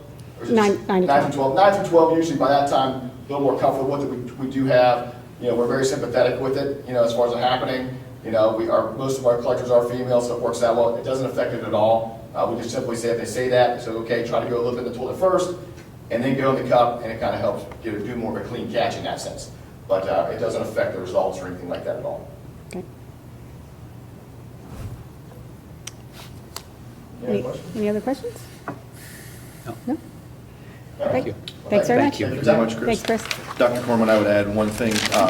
I'm sure this will be brought before the board before we make the final selection and so forth. And we want the board to know that we're doing background checks on all the companies that we're considering as part of this. So that's kind of the next step in our process, doing a business background check on it at this point. Okay, great. Thank you. Thanks. Thank you very much, Chris. Thanks. Okay. At this point, we've reached the time in the agenda where we'd like to entertain public comment. If you'd like to address the board, please come to the podium and state your name and address and speak for 3 to 5 minutes.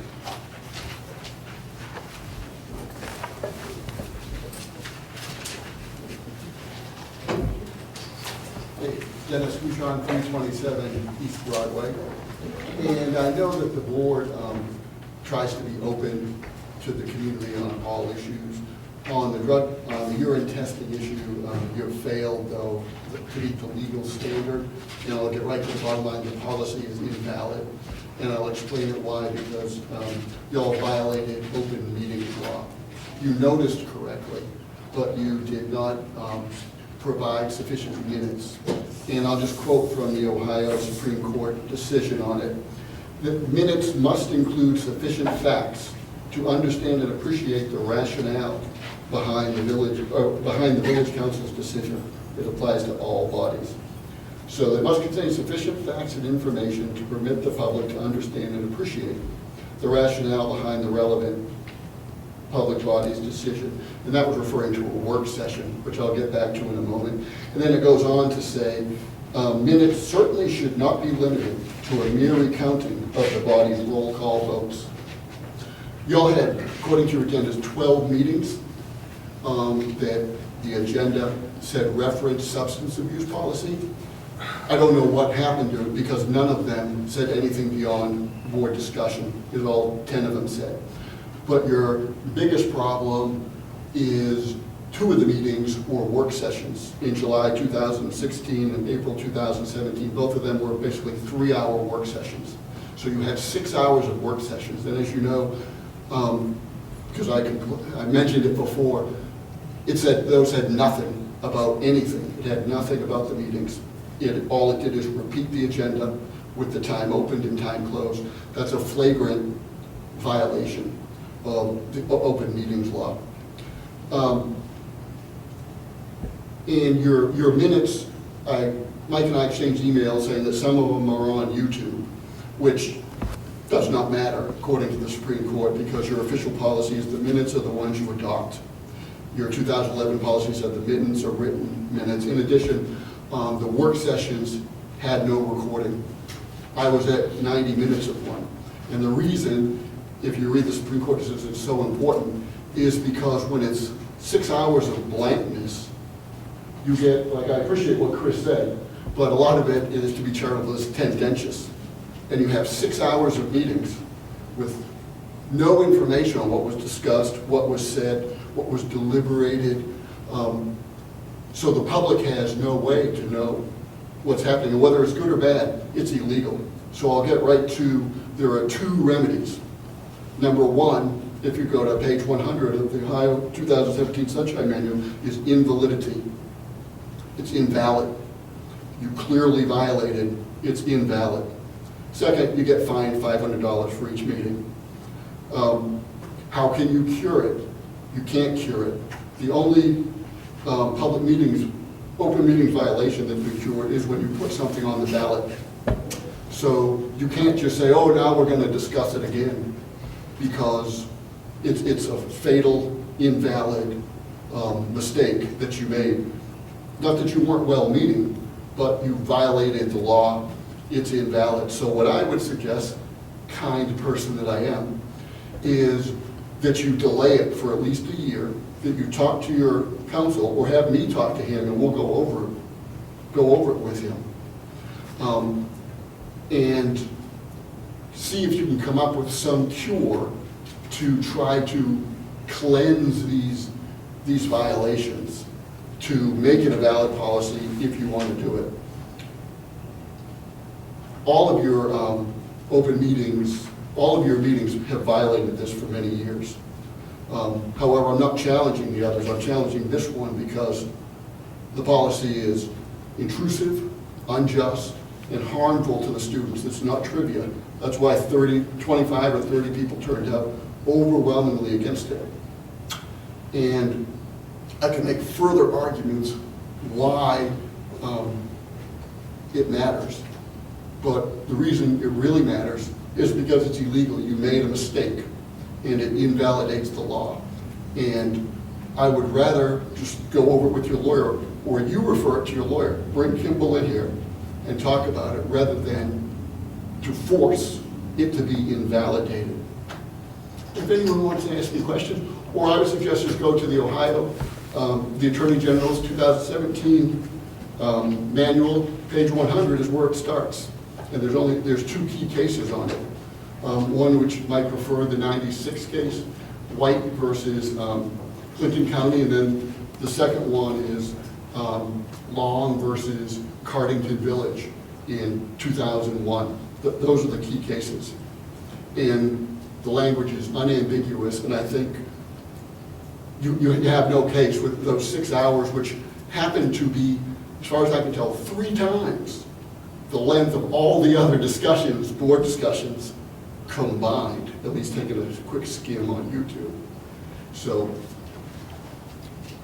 Thank you for coming. I think this is, we need to refer to council on this, and we will, be advised accordingly, and definitely keep you posted. So if you want to give me a call tomorrow, I can talk to you quickly, because this is time sensitive. Yes, for sure. But we'll have to consult counsel for sure. Great, thanks. Would anybody else like to address the board? Thank you.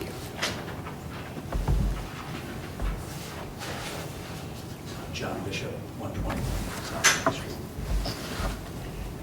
I would like to bring to the attention of the school board current policies on food and wellness in the classroom. The board recognizes that good nutrition and regular physical activity affect the health and well-being of the school district's students. Furthermore, research suggests that there is a positive correlation between a student's health and well-being and his or her ability to learn.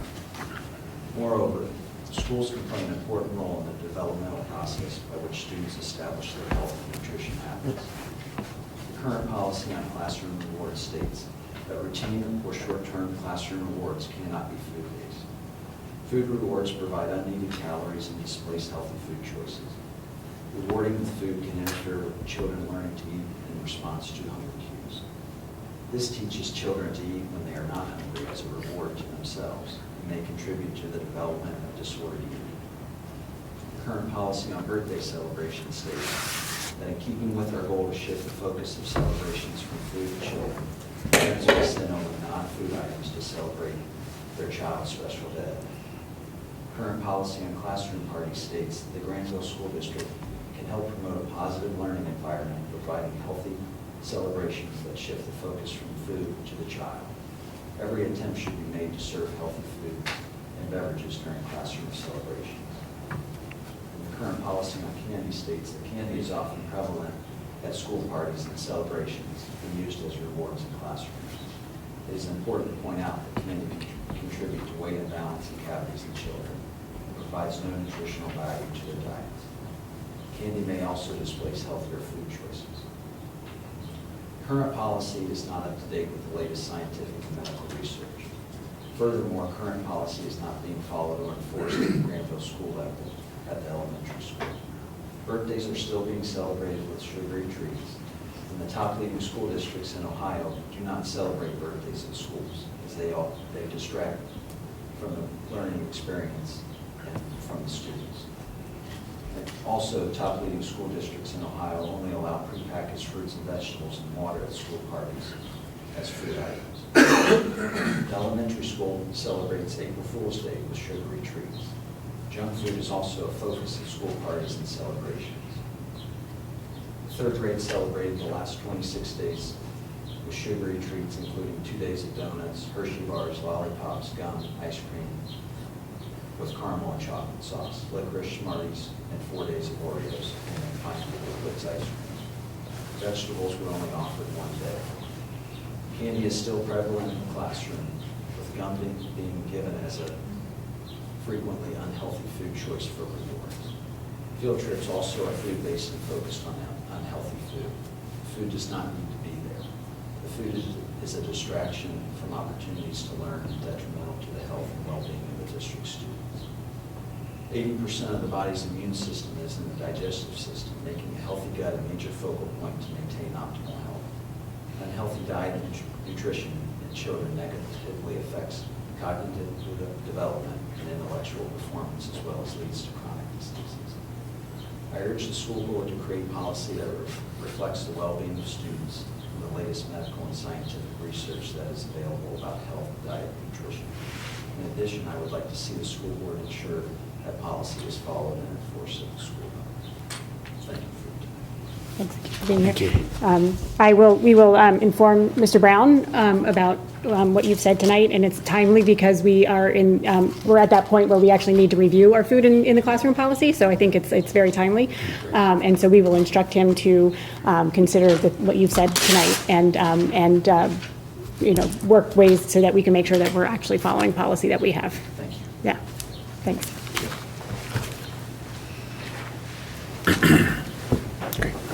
Anybody else like to address the board at this time? No? Okay, we will move on to the action agenda. Oh, no, I'm sorry. Whew, I really want to go home, don't I? I think so. Indeed. So sorry. We will actually now do board discussion. Did you have any introduction to the discussion? I do. We are starting down the path of a well-being task force within the district. So this is going to be made up of stakeholders that represent all aspects of our school district that have not been determined yet. What we'd like from you is some direction in terms of where that goes before we reach out to the community, our staff, our teachers, and other local entities that might help us go down this particular path on well-being from all aspects, emotional, physical, any type of well-being you can think of.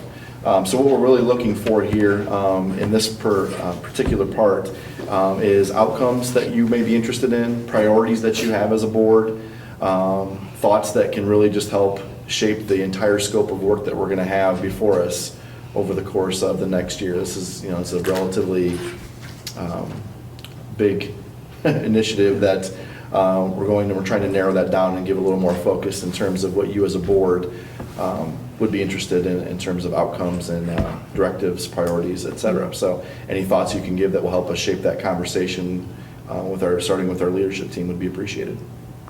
Thanks. Great. I just want to reiterate, like, just as part of this conversation, that the counselors, along with some student leaders at the high school, convened a meeting of community members and leaders. I actually went to this meeting about stress at the high school, so I think that's part of this conversation. And we had a discussion about lots of things about high pressure to achieve at high levels, maybe unrealistically for some. They wanted to, talk about stress management. How do we do that? What are some environmental factors? So, this is not narrowing the conversation, but this was a conversation that we had at the high school back in March. And so it's on the students' mind as well as, our minds. But, in thinking about this, I think we have long-term goals and short-term goals.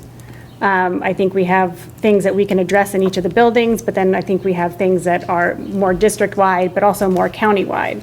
For instance, we talk about, I still like us to explore changing start times, but that I know has to happen more with, across the county just because of restrictions with CTEC and other, school districts. So that's more of a long-term goal, right? But I think I don't want to wait. I would like our students to, get some stress relief sooner. So I'd like our administrators to think about what can they do within the day now to help students. I had a brief conversation with Matt Durst about potentially having, a 20-minute period once a week where you can either, just veg out or you can go get extra help or whatever, but a scheduled time, so things like that actually wouldn't. Lots of things I think, with our schedule would require, a lot of work, and it would, nothing that we could do next year. But I think I'd like, administration to think about things that we can implement, as we go through this process in creating a larger plan. Does that make sense? Yeah. Sounds very similar to recess. Well, yeah, no, exactly, yeah. Recess for high school kids, it's going to be probably a little different in terms of the activities that kids pick, but right. Same concept. Right, exactly. And maybe at the elementary school, I don't know what that looks like. My son is going into the 11th grade, so I don't really remember. But, maybe they just need to get up and run around a little bit more. The brain activity, if you look at pictures of the brain from somebody who's sitting versus somebody who has been active, there's much more colors going on in the active brain. So, and we've talked about that. Movement in the classroom was one of the initiatives that came out of our innovation process. So maybe, seeing where we are with that and pushing forward with some of those initiatives at the younger grades. So those are just some ideas to start off the conversation. I think you're spot on. I guess I agree with everything you've said. We've talked for the last couple of years about sort of the stress level that kids deal with, and some of them deal with it, obviously in different ways.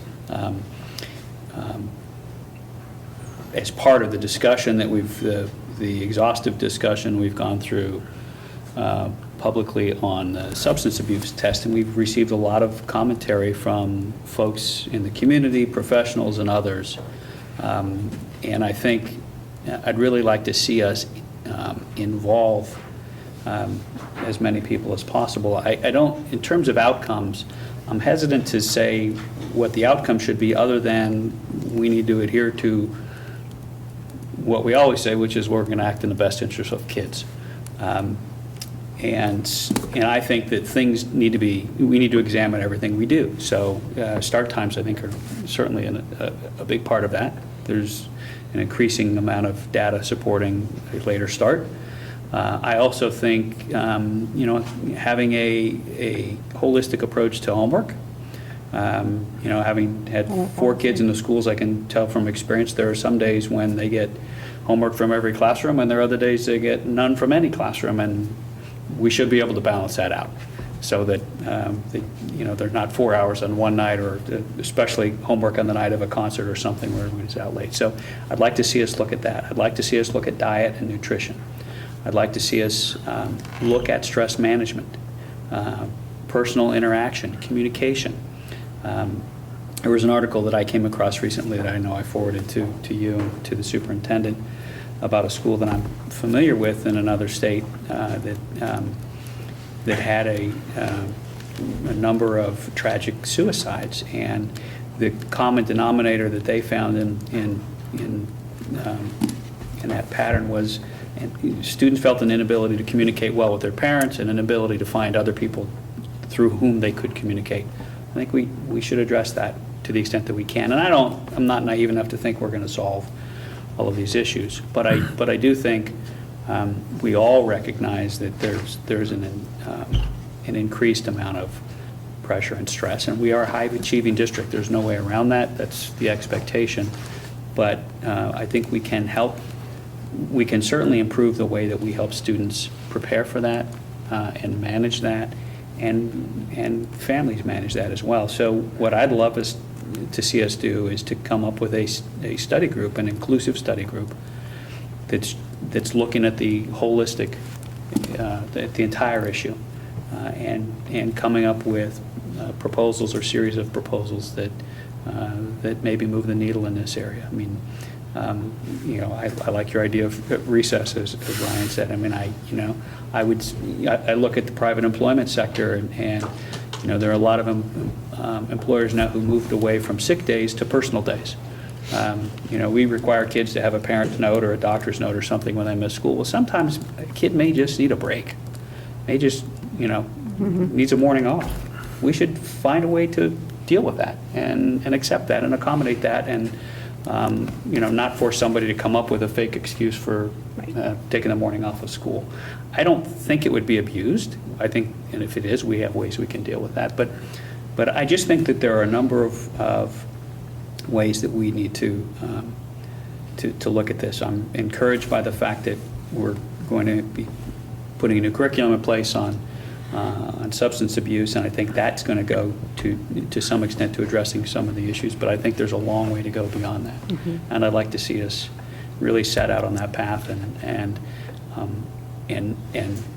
make it as wide as possible right now. Mm-hmm.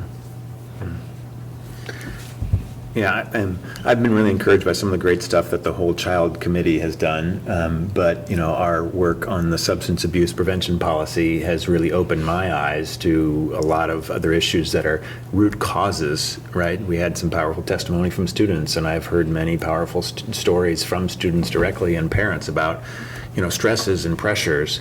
And so I think the right process effectively has got to start with a little bit of research. I mean, OES survey is great. I'm not sure if it's granular and quick enough, right? So I think the first thing in the process is like, where is this coming from? How much of this is peer pressure? How much is parent pressure? How much is self-pressure? How much is it you think you need to get in the right college? So I think there's an initial phase, which is really kind of like, what are we dealing with? What's the research here behind it? To be able to kind of select, where we focus. Is it a attentiveness because of sleep awareness? Is it a drug issue? Is it a pressure issue from the community in some other way? So I think if we start with that kind of like, let's look into this a little bit better, and I'm not sure if surveys or I think more effectively interviews, right? And I think this has to be very student-centered, right, and very student-involved. I don't really picture this being successful if it's a bunch of outside people coming in to try and analyze our situation. I think students can be an effective part of this.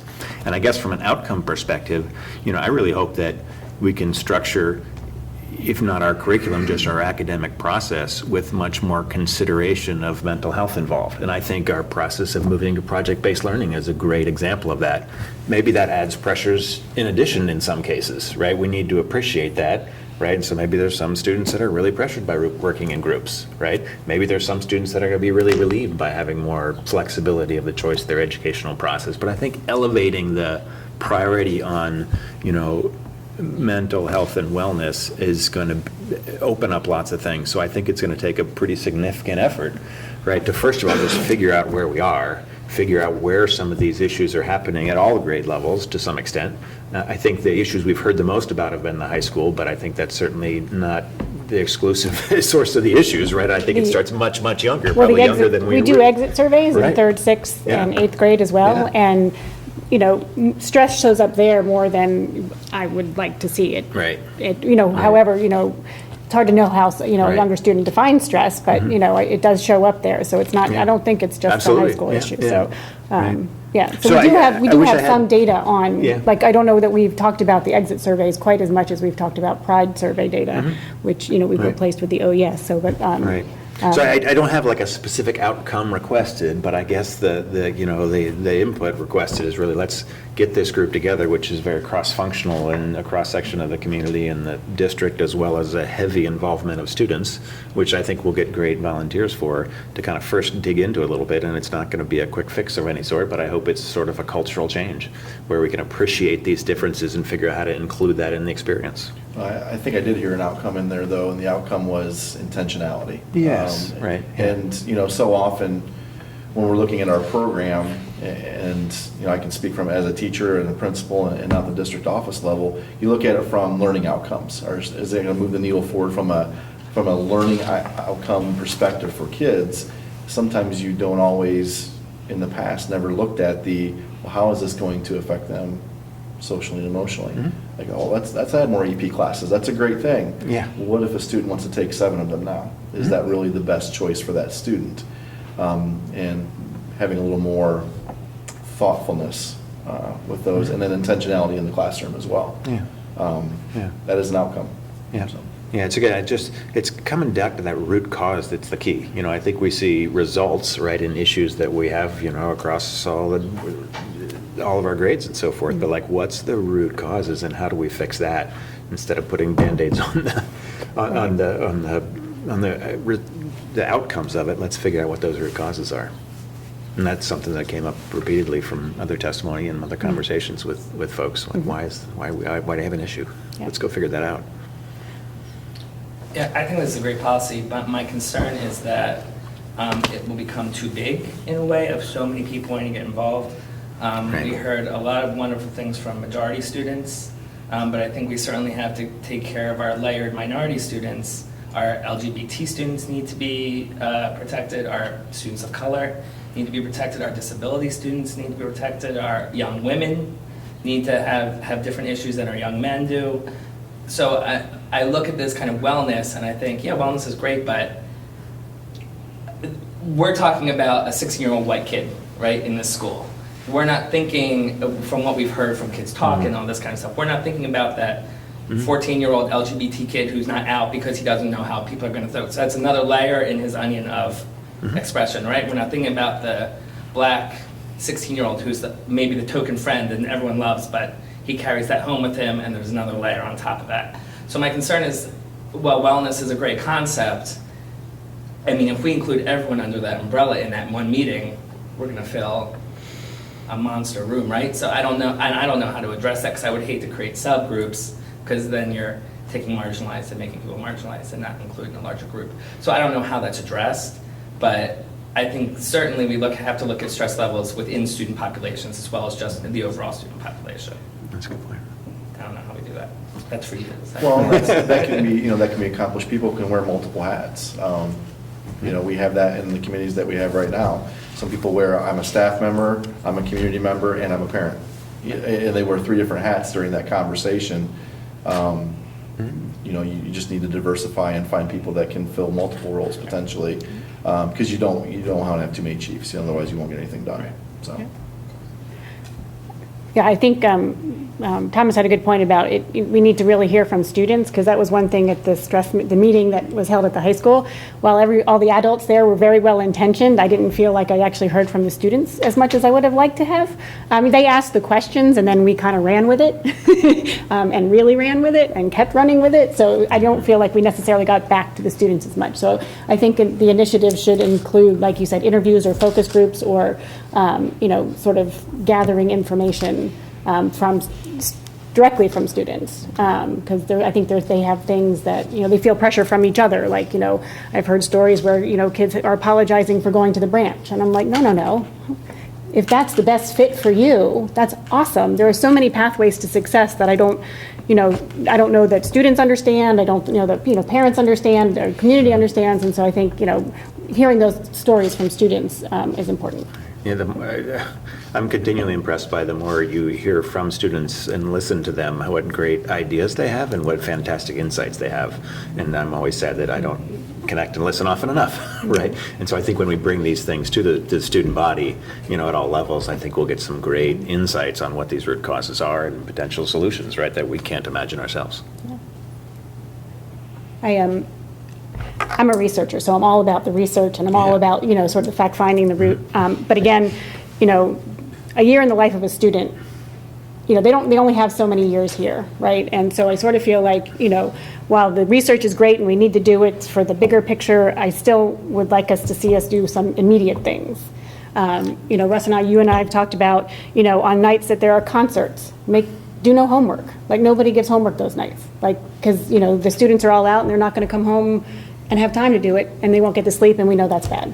So, like, I think there are things that we can actually do for next year. Like, I don't know, one Wednesday a month, no homework. Like, I would like our administrators to push something forward even just for this academic year. I know we won't meet, this group won't meet, but maybe, from the administration, from the, the administrative team, that they can come up with some initiatives that would help now. Does that take a whole institutional shift? Because I feel like our third graders and our fourth graders have a lot of homework for third and fourth grade. So is that like you're even reaching down to elementary school and saying this isn't normal and this isn't what you should do, right? Because no, absolutely. Like John Boy Walton and playing out in the fields right now or something, right? And like read a book, but not have these 3 hours where you're sitting down here after you eat, before bath time, then go to bed, and you have nothing else in your life besides school and what you're doing. So I think we need a larger homework policy overall, but I think, that, again, that's something that takes more time. But I think there are things that we can do to alleviate and, give, again, students just time to play, time to, like, go in the front yard and kick the ball around or be bored or, whatever. So I think they at all levels. It's going to be tough, though, because those high school students are going to be like, I got 20 minutes, and they say I'm supposed to have free time, but I'm thinking about what's happening next, or where am I going, or what's my college asset. Like, it's going to be it's an institutional shift. It's for sure, right. Although, my son doesn't have a problem. With my daughter, she's thinking about River Road coffee. This is what we're talking about is a big shift. And it won't happen overnight, but I do think we need to start. And I agree with you. There's some things, it seems to me, that we should be able to do pretty readily, and others will require more long-term consideration and discussion. So I am very supportive of getting going and getting folks on this. Like ACE period at the middle school, right? I think that's been very successful in terms of, students being able to get extra help or or not, or just, catching up on things or, whatever. So just, break in the middle. I've talked about at the high school, perhaps doing more of like a college schedule where you don't meet every day, because the monotony of doing the same thing day in and day out at the same time of day. Perhaps but you better learn in the afternoon, but, English is always in the morning. Then, well, maybe your English grade suffers because you're always in, you know what I mean? Like those are bigger picture, longer term things I think will happen also with the implementation of project-based learning. I think, block scheduling or those kinds of things, need to be could be explored more so. But those are the bigger picture things. But again, bigger picture, bigger community. But then I think we can focus down also on more immediate things and maybe building specific things also. Yeah.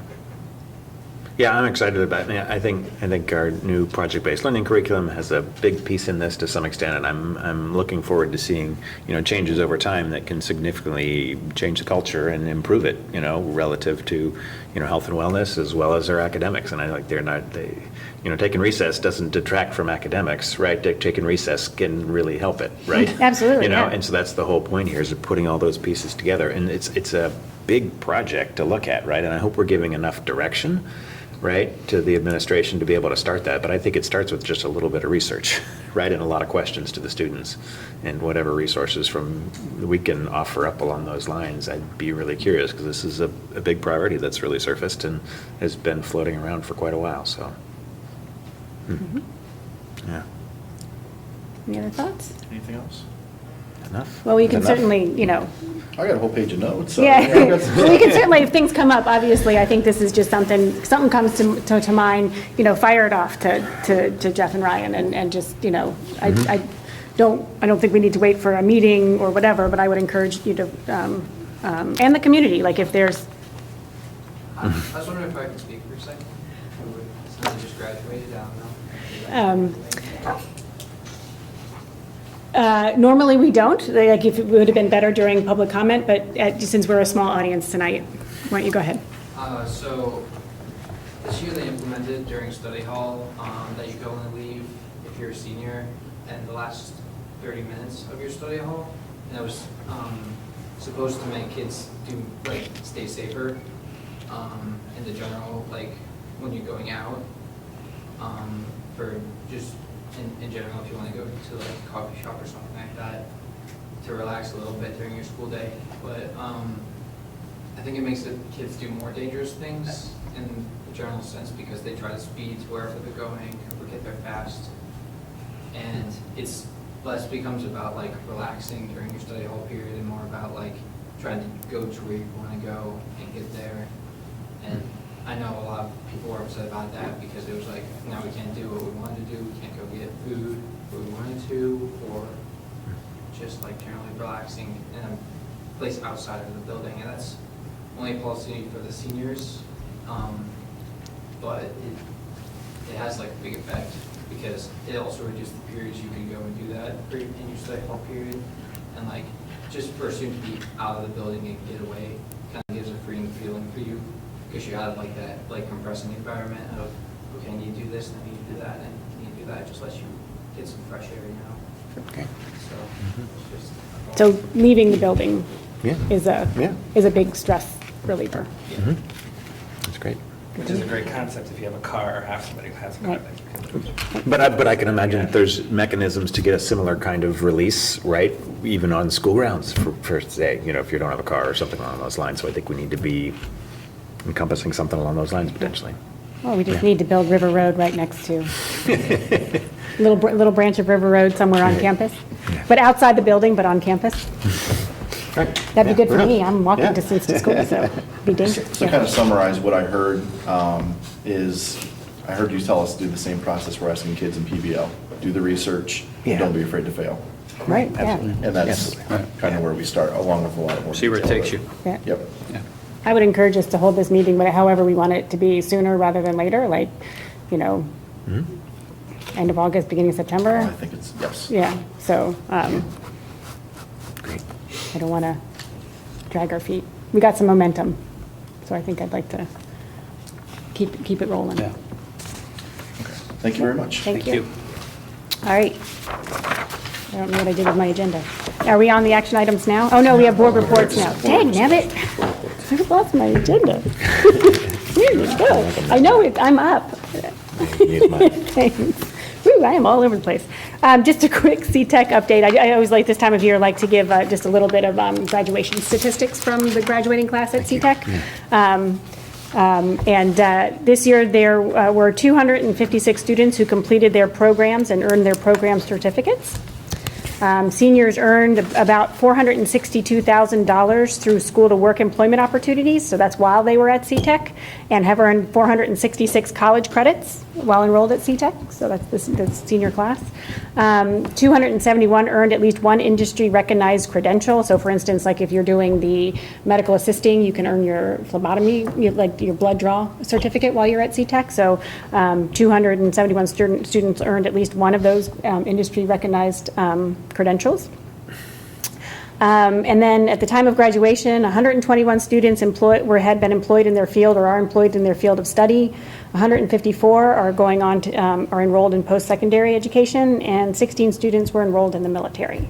So very successful classes, and just CTEC is an amazing resource that we have in this community. I didn't have a chance to sort of prep, but there are some really exciting things going on with adult education as well. I mean, that's a really highly regarded program for, you know, post-secondary opportunities, and so it's an amazing resource that we have in this county. So I like to highlight all their successes. So Great. Thanks. and that was it. So Russ, did you want to give a update on the economic sustainability? Sure, just a brief one. The Economic Sustainability Committee met this week. Thomas and I attended, and as did Mike. And the basic purpose was, prior to that, Allison Terry had prepared a study funded by jointly by the Village Council and the Township Trustees on all of the, generally speaking, developable land within the larger community and the status of utilities, the status of zoning and the like. Really to sort of create an overall roadmap for where we might see development, whether it's coming as it comes east from New Albany, or where we might, as a community, try and direct that development. So when Allison Terry presented her findings in her study to the Village Council, several of those members had asked that the Economic Sustainability Committee group take a deeper look at that and perhaps prioritize some recommendations that the Village Council and Township Trustees might take action on in terms of where there are opportunities to encourage growth that the community wants either by extending utilities or looking at zoning and seeing what's prohibited or not. It's, I hate to say it's early in that process. We've been at it for a year and a half, but it was a good meeting. The takeaway is that we divvied up bits and pieces of where we think there are opportunities revealed in her report. We're going to look at that. We're going to get back together in a month, and then I think we will create, ideally, a white paper with some recommendations and some priorities that will be forwarded on to Village Council and the Township Trustees, and they can act upon or not. It's, and it's not going to be any sort of massive redevelopment. There are literally a handful of opportunities within this community, and some that we've talked about before, whether it's the abandoned BP station or whether it's extending utilities down, all the way down to River Road to deal with some of the environmental issues that are there, or whether it's opportunities along Weaver. Certainly, much depends on what the Township Trustees and the village ultimately decide to do about the fire station, whether it's relocated or not. If it's relocated, that will change the look of South Main Street, and so we'll see what happens there. But there's some progress. Slow, but progress. If I can just say, it was great to really get down to the prioritization of the details of, all these different opportunities that we have. And it was clear that there's we tried to prioritize on importance and on difficulty, right? And it's clear that there are some short-term, easier things, right, that can happen relatively quickly. And it's clear that there's some very significant longer-term things in terms of how we change, bolt up to the existing plan, right? There's a plan to do development or find ways to get businesses into the 16 corridor where Owens Corning and the Granville Business Park are. Those are bigger challenges, right? But ones that need work now, and they're not going to happen short term. So it was great to kind of come up with that spectrum, and I think there's going to be a lot of detailed work on those individual opportunities that hopefully will result in some meaningful change. Good. Thank you. Thomas wants to give a quick update on the Granville Education Foundation, and then we'll do.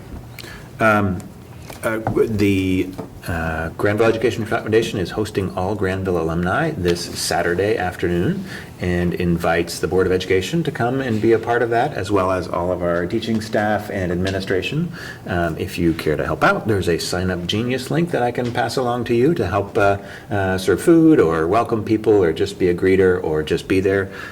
Music will be by the Granville High School music department. And so it'll be a great afternoon. I believe it's 2 o'clock to 5 o'clock on Saturday. Is it Robbins Hunter again? At Robbins Hunter Museum. So all alumni as well will be there. It was a fantastic success last year, and we expect even more this year. There's been a great turnout already of people committing to come. And so be sure and put that on your calendar. And also wanted to extend a welcome to new board members, Jim Madamo, Amy Sanders, and Nate Wilson, who will be taking over as a treasurer as Peg Betts departs. So 3 new board members and a great event this weekend. Excellent. Very good. Thank you. You want to give an update on I'll the? just be very quick. Okay.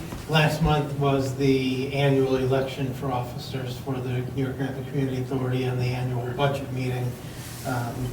Isabel Thatcher, Dean Busick, Jody Sturgeon, and Joe Rutherford were all re-elected for 2-year terms. I'd like to just thank them for volunteering.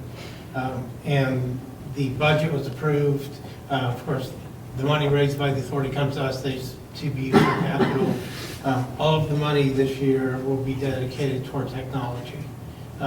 One portion will be for the upgrade of computers and that. The other will be for any one-to-one purchases at the end of the year that need to be made. If there turns out we don't need that much, it will roll over and possibly allow us to extend the one-to-one program in the following year. Great. Great, thanks. Any questions for anybody? Okay. All right, now we move on to the action agenda. Are you waiting for that? First item for approval is 11.01, approval of resolution for membership. So moved. Second. Thank you. So this is the annual membership in the OHSAA, Ohio High School Athletic Association. There's no fee involved, it's just a membership for our athletic teams to play in their tournaments. Okay. Any questions? Take the roll, please. Mr. Miller? Aye. Mr. Janice? Aye. Mr. Cohen? Aye. Ms. Deeds? Aye. Dr. Corman? Aye. 11.02, changes in the employee handbook for 2017-18 school year. So moved. Thank you. So these changes are really just a byproduct of the collective bargaining process that we just finished earlier this year. Most of the changes have to do with the change in insurance that our employees will have starting in January. Okay. Any questions or comments? No? Take the roll, please. Mr. Miller? Aye. Mr. Cohen? Aye. Ms. Deeds? Aye. Mr. Janice? Aye. Dr. Corman? Aye. 11.03, GHS handbook updates. These relate to 2 specific things. One is one-to-one, just some of the changes in policies that you heard tonight. The second piece of that is the homeschool provision change. And the state is very permissive in terms of how you handle homeschool students and their credits for graduation. We are putting that to be very upfront and transparent with students we have a lot of students that are they're homeschooling partial day and coming to school partial day. We don't want to get in the situation where it's the end of their senior year and they want a Granville High School diploma and we haven't done the work we need to do up front. So there's a policy outline and some recommended touch points along that timeline by the end of the sophomore year that we've included in there just to communicate that to those families. And it's now part of the handbook as well. So moved. Have a second? Second. Thank you. So how many students do we have that are partially involved in Granville schools and partially homeschools? Is that a pretty big community, or? I should have had that information, No, I just Thomas. kinda curious. I think you're going to ask, but Yeah. if you're asking me to... Hasn't changed significantly, right? It's still to similar. ballpark, I would say 10 to 15 students. that receive Granville diplomas, although they're partially Oh, no, homeschooled, no, or no, that's? No, that just to receive partially. Partial education. Partial of their education. Right. Then, and our current policy on receiving a Granville diploma is? We didn't have one. Okay. This will help clarify that, I'm sure. Yes. So needed. It hasn't become an issue yet. Right. We see it, we see more of this mix of homeschooling and regular education. I apologize, I should have stated that for after I. That's okay. It's okay. Yeah. Won't be the first time I do that. Yeah. And this mixing of homeschooling and public education, which is, that door opened up about 3 or 4 years ago, so, and we're promoting it. Students, their families live here, they deserve the right to come to school just like anybody else. They participate in athletics and other things as well. So sometimes they take calculus, sometimes they take band, sometimes they take a whole half day. Sometimes they take everything but one subject. It really varies student to student. So 10 to 15 students, grades about 6 through 12 is where you see most of that. What we also have seen is students start taking 1 or 2 classes in our district and then take more, and then they become fully enrolled because they enjoy their experience. Yeah. So, we're here to serve. That's good too. Whatever that service is, Right. 1 period or 9 periods, we're there for those families. Yeah, I think we've done a great job there in the past, I hope, right? And I hope that by clarifying that further, we can make sure we continue to engage those families and students appropriately. So, great. Any other questions about the updates? No. Take the roll, please. Mr. Miller? Aye. Mr. Cohen? Aye. Mr. Janice? Aye. Ms. Deeds? Aye. Dr. Cornman? Aye. Thank you. Item 11.04, the GHS parking fee. Motion to approve? So moved. Thank you. This fee of $40 will be for the next school year and will cover the costs associated with the well-being initiatives and substance abuse testing. Yep. Any other questions about it? Comments? All right, take the roll, please. Mr. Janice? Aye. Mr. Cohen? I'm sorry? Ms. Deeds, I think it was aye. Miss Amy Amy seconded. I thought I introduced my bad. That's all right. Sorry. Ms. Deeds? Aye. Mr. Cohen? Aye. Mr. Miller? Aye. Dr. Cornman? Aye. Sorry about that. No problem. 11.05, the annual renewal of food service agreement. So moved. Second. Thank you. So we actually have a 5-year agreement with ABI Food Systems, but we renew this every year, and we are beyond satisfied with them and what they've done for our food service. Any major changes to the contract, or it's just a? What's the point of Continue. renewing each year if you have a 5-year contract? Is it just for small changes that come up each year?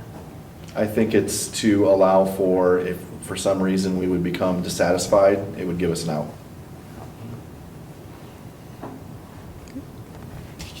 Take the roll. Oh, everybody good?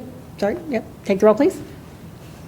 Ms. Deeds? Aye. Mr. Janice? Aye. Mr. Miller? Aye. Mr. Cohen? Aye. Dr. Cornman? Aye. 11.06, a contracted service agreement. So moved. Thank you. Second. Thank you. So this is with the Ohio State University for Sports Medicine Services for the next school year. It's for our strength and conditioning services along with our training services, and the strength and conditioning is added on. So this is a larger contract than we had with them previously, but in aggregate with our other vendor that we had in the past, it's the same price. So there's no additional cost to the district. It's just one provider now. Just to say, as somebody whose son has used it already, this is an amazing thing that we can offer our student athletes. The trainer, Steve Rose, he was here last year and he's great. And my son injured his knee and he's being, already helped by Steve and having the conditioning people there and working as a team. And it just so happens that a sports medicine physician came into the training office and Kieran got to see, the doctor. So, I mean, I think this is just an amazing opportunity that the district is able to take advantage of for, and keeping our student, the proper conditioning is going to keep our students safe in the playing field and competing and things like that. So I just wanted to throw that out there. Thank you. That's an awesome Yeah, thing that we can offer. Any other comments? that's great. No? Okay, That's a good one. It's a good, take the roll, please. Mr. Miller? Aye. Ms. Deeds? Aye. Mr. Cohen? Aye. Mr. Janice? Aye. Dr. Cornman? Aye.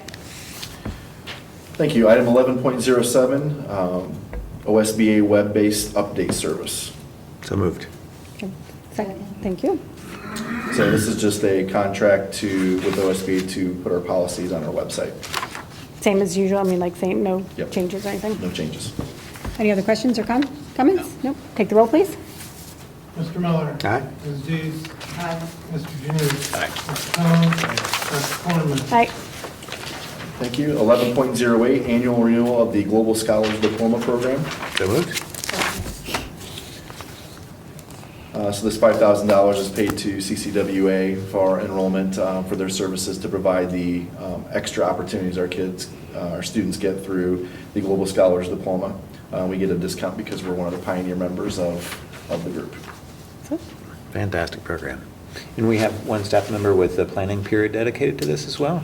He has an extra period dedicated to it. Right, great. That's coordinate all the activities now that we have almost 100 students in that 100 program. students in the program, yeah. And, yep. Across 4 grades or 4 3? grades, yes. Okay. It's full implementation now. We have- It's a 3-year program, though, right? Correct, but Yeah. we have some seniors that don't start until they're sophomores. Right. Okay. No, that's a good, if you don't know if you want to do it, and then it gives you the Yeah. opportunity to. Never doesn't fit or whatever reason, Right. yeah. Yeah, I was at the CCWA luncheon this year, and all the juniors got their cords, like, started as freshmen, and then, were promptly taken away because they're not graduating this year. That's the only thing that, if you start as a freshman, you finish as a junior, and, you get your graduation accolades a year early, but, We take good care of them. yeah. Any other questions or comments? No? a great Take the roll, program. please. Mr. Miller. Aye. Ms. Dees. Aye. Mr. Cohen. Mr. Janus. Aye. Dr. Cornman. Aye. Okay, thank you. Item 11.09, administrative and exempted employee salary schedule increase. So moved. Second. Thank you. This is a 2% salary increase effective for this school year for the administrative and district exempted employees. That number aligns exactly with the new collective bargaining agreement with the staff that was negotiated this past spring. Any questions? Great. No. Great. Take the roll, please. Ms. Dees. Aye. Mr. Janus. Aye. Mr. Cohen. Mr. Miller. Aye. Dr. Cornman. Aye. Thank you. 11.10, the SOAR Leading and Learning Collaborative Agreement. So moved. Thank you. Second. Thank you. So this is an agreement with Battelle for Kids to be part of their collaborative, and one of the things that we're going to start working on this year, which really fits in nicely with what we talked about this evening, is other ways to look at student strengths through their high school diploma. In other words, a diploma that doesn't just have grades and courses and GPAs and other test scores on them, a diploma that measures leadership qualities, a diploma that measures some of those 21st century success skills that Jeff always talks about in your meetings and so forth that you have at board meetings that we talk about almost every single meeting we have now, and trying to show the skills that students are going to take into the workforce, into the real world, for lack of a better way to describe it, and how they've obtained those skills. So it's exciting work. I don't know what it's going to look like, but it's going to be very interesting, and there's only a few school districts that are engaging in this conversation. We're one of them. We've already signed on that we would like to be part of that conversation. It's great. And Battelle for Kids is top-notch in terms of the work that they do for kids and students and learning, so. And they're going to facilitate that to some extent and bring those Oh, yes. districts together, and wow, that's fantastic. Yep. But they also provide us with the value-added analysis of, some data analysis on our educational data as well, is that right? Correct, Okay. yes. They're not really happy with the way that the data is chosen to be used by certain entities in the state, for example. But yes, they do provide that for us and give us some guidance on ways that we can mitigate the impact of just the evaluation aspect of that. So we've had a great partnership with them for a very long time. And a number of things, right? Yeah, fantastic. So is this an arm or a division of Battelle specifically generating revenue from education in some way? Or is this because this seems like it's going to cost them a bunch and doesn't cost us anything, right?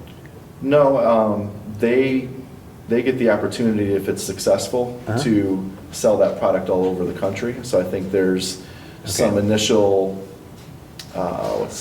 investment on their part from a time perspective, Yeah. get a few people on board, show that it has a positive impact, and then everybody wants it. Great. And obviously, you know, it's something that we're interested in, they Yeah. have a need for it, it's a great relationship. And we get the benefit of that. Fantastic. Absolutely. Yeah, great. Any other questions or comments? Nope. Take the roll, please. Ms. Deeds? Aye. Mr. Miller? Aye. Mr. Cohen? Aye. Mr. Janice? Aye. Dr. Cornman? Aye. Okay, thank you. Item 11.11, approval of district expenditures. So moved. A second. Thank you. All right, all of these items are from the PI budget, so we want to make sure that we're transparent about what we're spending money on in the PI budget. These are the following items there, the roofing projects at GES, GMS, and GHS. That is not the big roofing project that's finished out at GIS, it's separate. Classroom furniture, new flooring, HVAC, technology purchases, and new teacher laptops. So most of these things are completed over or will be completed over the course of this summer prior to the start of school. And most of this is being purchased either on state contract, state term contract, or through buying consortiums that have gone through the bidding process to get pricing.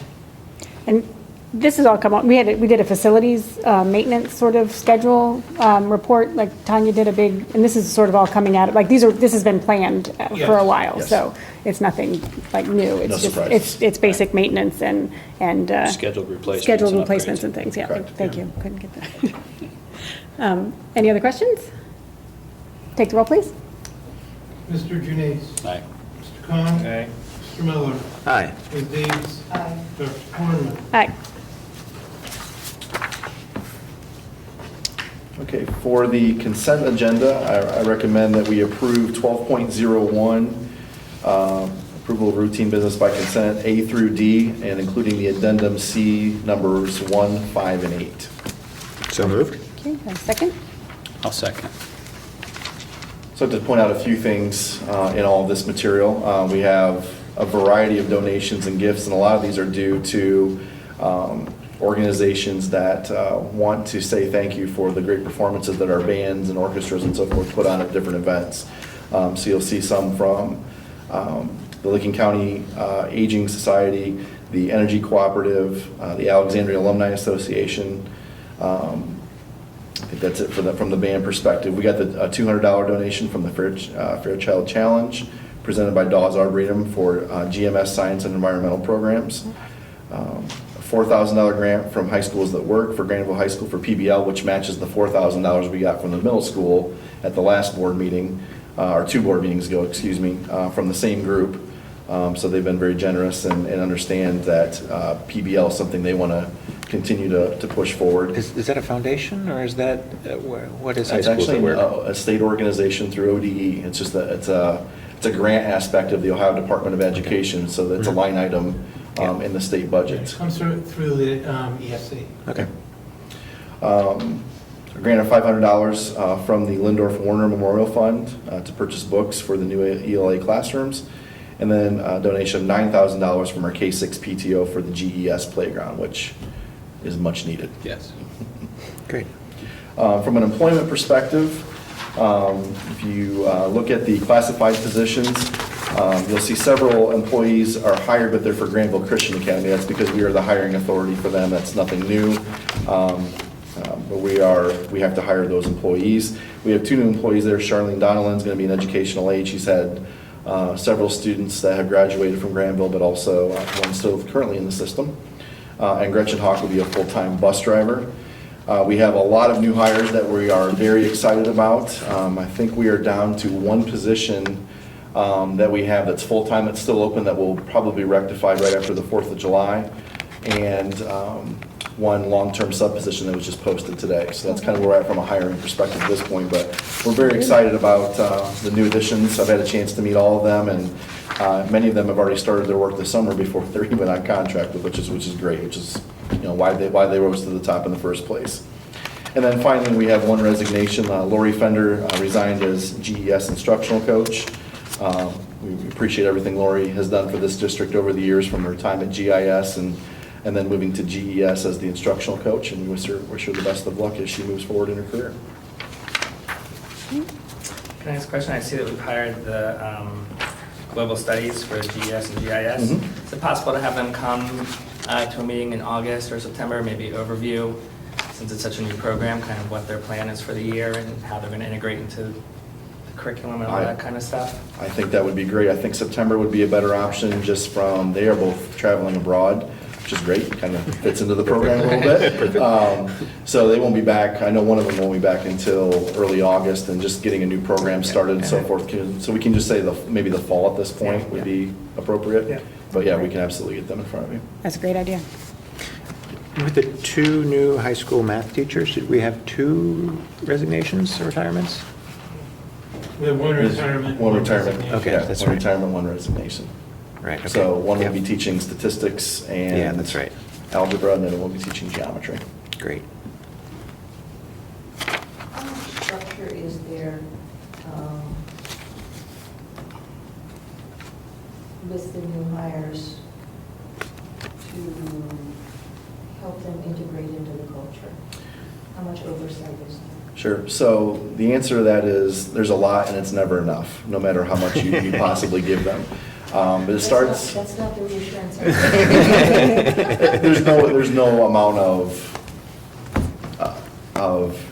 possible preparation we can give them prior to school, unless we had them for the whole summer, and you don't want to do that to someone.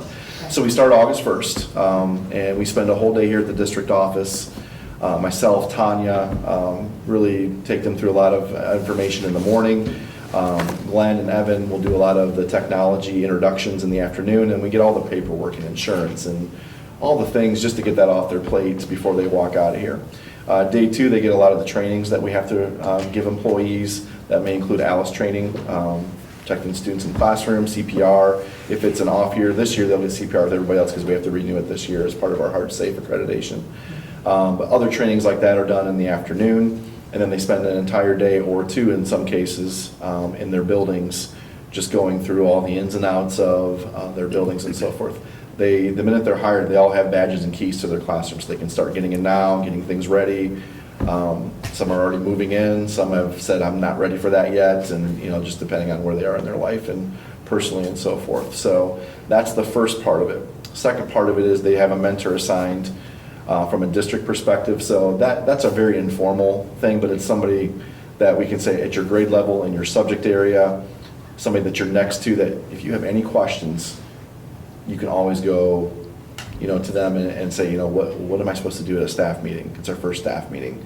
And maybe we haven't had a chance to converse with them about that. What's the grade card look like? Although that's something that everybody covers. But in case it's forgotten or missed or whatever, they can go through that. And then the county had the RESA program, the Resident Educator Program, that may or may not exist after tomorrow because it was not part of the House or Senate budget bill that was taken out of that. Now, there's governor vetoes that can still happen with that, but I would imagine the county will still have a formal mentorship program that they will take staff through, because there'll be some kind of provisions along with those things. So you take all of that, and then the principals do a very good job of having monthly meetings that we kind of script, like here are some suggested things you should talk to them in September, October, November, December, leading right up to the end of the school year. So you pile all that together. I think we give them a lot of information, but it's never enough either. That's the hard part. There's always something that's going to pop up, and they have to experience teaching in different school districts, and most of them have come from other school districts and aren't familiar with Granville. They're familiar with our reputation and our expectations, but not with what it's like to teach here, which is going to be a little different than where they came from. So I hope that answered your question. Okay. Any other questions or comments about the consent agenda? No? All right, take the roll, please. Mr. Miller. Aye. Mr. James. Ms. Deeds. Mr. Khan. Dr. Cornman. Aye. Finance. The monthly May financial report. So moved. Thank you.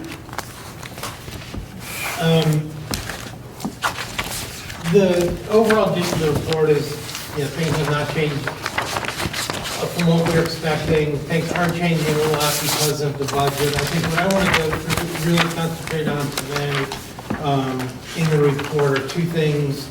One is the last page, there is a overview of the food service for the year. The revenue for the year is going to exceed the payment to ABI, which is the goal of the program, is to at least cover the cost of operating the food program. There's some ancillary costs that go with the food program that are not specifically designed to be covered. It's good if they are. This year, there's a couple $1,000s left over that will cover supplies and licensing. The one big item that we do not attempt to recover are the pay-for-it fees. Those amount to about $23,000 this year. The district, by choice, absorbs those. Again, we can revisit that discussion, or a discussion of whether we want to raise food prices. We've not done that in several years now. We have not changed the prices of lunches. That's a future discussion we can have. But, at least for right now, we are more than breaking even, which is the goal of the program. We'll probably end up a little bit further ahead than that shows. The expenditure line item for ABI is, we have $15,000 encumbered to pay the June bill when it comes in July. Last year, that bill was a little under 12. The chances are it's going to be more in that range, but we want to make sure we have enough money that's encumbered to cover that out of this prior year's, for the year that's just ending's revenue stream. But we use pay for it for more than just food service. We use pay for it for food service and for the payment of online fees. Right, so that's, This is just the food service portion of it. oh, so the 23,000 is just, Just the food service portion. This does Oh. not count the portion that is absorbed out of the operating budget for the payment of fees and field trips and anything else that we do through pay for it. what's that go for? So that's just people, sorry. Yeah, what is it cost out of the operating budget for everything else? That's a really good question. Yeah, that's all, yeah. Ballpark? I'd have to. Look it I'd up, have yeah, to that's go fine, back and yeah. look. I don't remember off the top of my head where that is. Okay. That $22,000 is just not recovered for people not paying for lunch, it's not for people paying not for reduced price lunch? No. This is for not recover, anyone who for free and reduced, they're not paying anything. Right. This is for people who use pay for it to put money on their child's lunch account. There's a fee associated with the use of pay for it. We absorb the fee because there's a lot of benefit to us having people using pay for it rather than cash, and kids not having money and the whole Just the thing that comes administrative with cost. that. Yeah. Is Mike, it- would you, I would request, I think, in light of your suggestion that we contemplate a change in lunch pricing, I don't know enough about it yet. Could we get maybe a 5-year history of where our costs are, so we can see where costs have gone up over that period of time? And I'd also be interested too in finding out the details on what the pay for it is, sort of for the general fee payment. If the administrative costs are getting considerably higher, and it seems like they must be, we maybe ought to think about doing something there. Yeah. But if you could just show us what the, what the, sort of the 5-year trend has been, that'd be I good, can do please. that. Thank you. The second thing I want to talk a little bit about as part of the financial report is the state budget, which is now sitting on the governor's desk. He has till tomorrow to make decisions on whether to veto anything or not. Unfortunately, not much has changed since what we have talked about. The transportation cuts that have been in the budget since the governor introduced it remain through the entire budget process.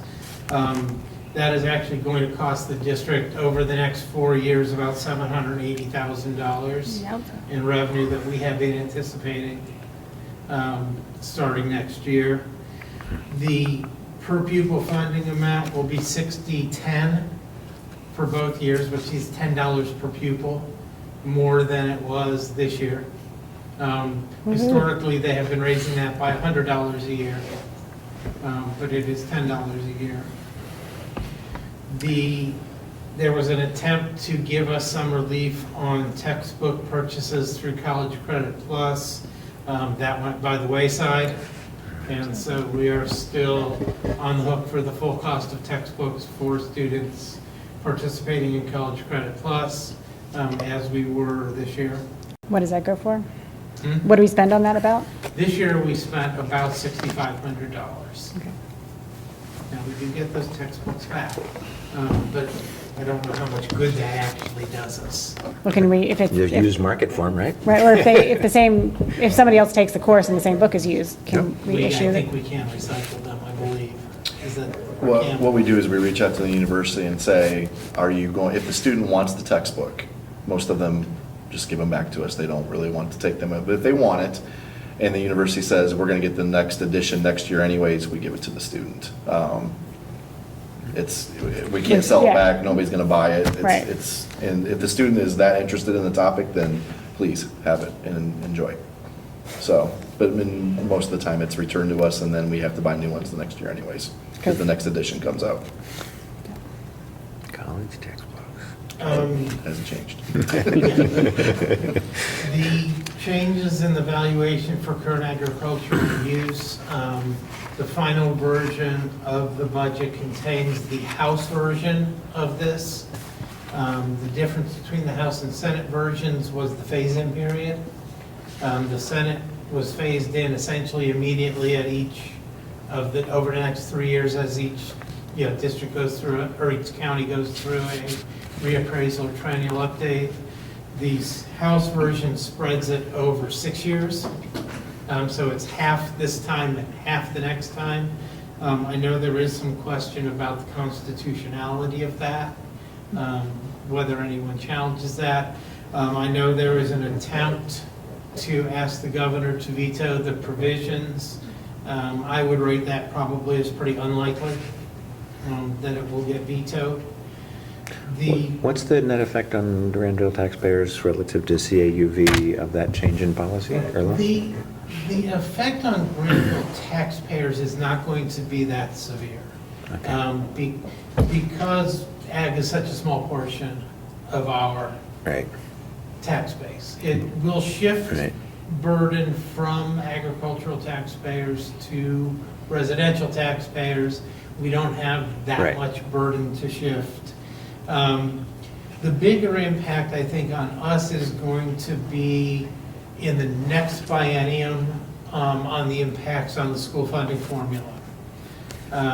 Because we don't have a lot of ag value, we're going to look wealthier relative to a lot of the districts that do have a lot of ag value, which will cause our state share index to go down, which will essentially put us more onto the guarantee. And so the change, to give you an idea, the Senate version, which implemented everything at once, in 17, the year we're going through reappraisal right now. Department of Taxation's estimates under the Senate version is CAUV values would have gone down by 47% from 2016. Wow. There So that is are- significant. That is significant That is for significant. agricultural land. That's Now, huge. it would have gone down, under current law, they'd have gone down 26% because of changes in market conditions.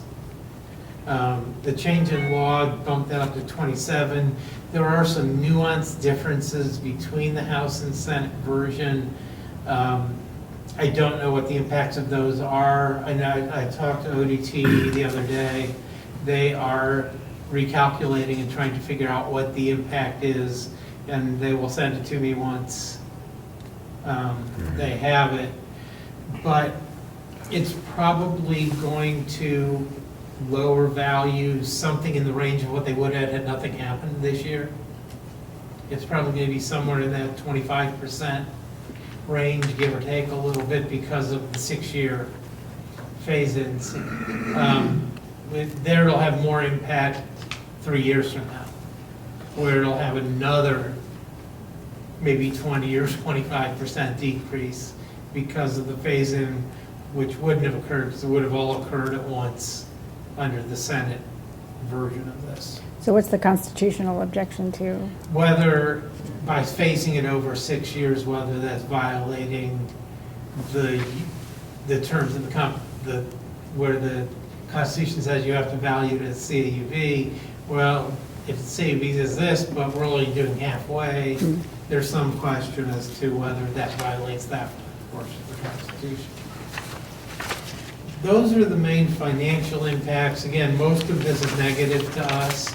I have been working on incorporating it into the forecasts. There's a lot of things, a lot of moving parts to this right now, even still. Generally, we're actually, because of underspending this year, we are in a similar position right now to where we were when we passed the forecast in April. Some of that the underspending has offset some of this, so that's good. Just a little bit on the non-economic side of this. Again, assuming the governor does not veto anything, the 4th and 6th grade social studies tests are eliminated as part of the bill. The amendments to the graduation requirements for the class of 2018 are still in the bill to give alternate methods and multiple methods of reaching the graduation requirements. There is a provision that, if I understand it correctly, this was added in the Senate and retained, we will no longer be administering auxiliary funds for Welsh Hills. That those payments will come directly from the state rather than passing through us. But we will still be doing it for Granville Christian.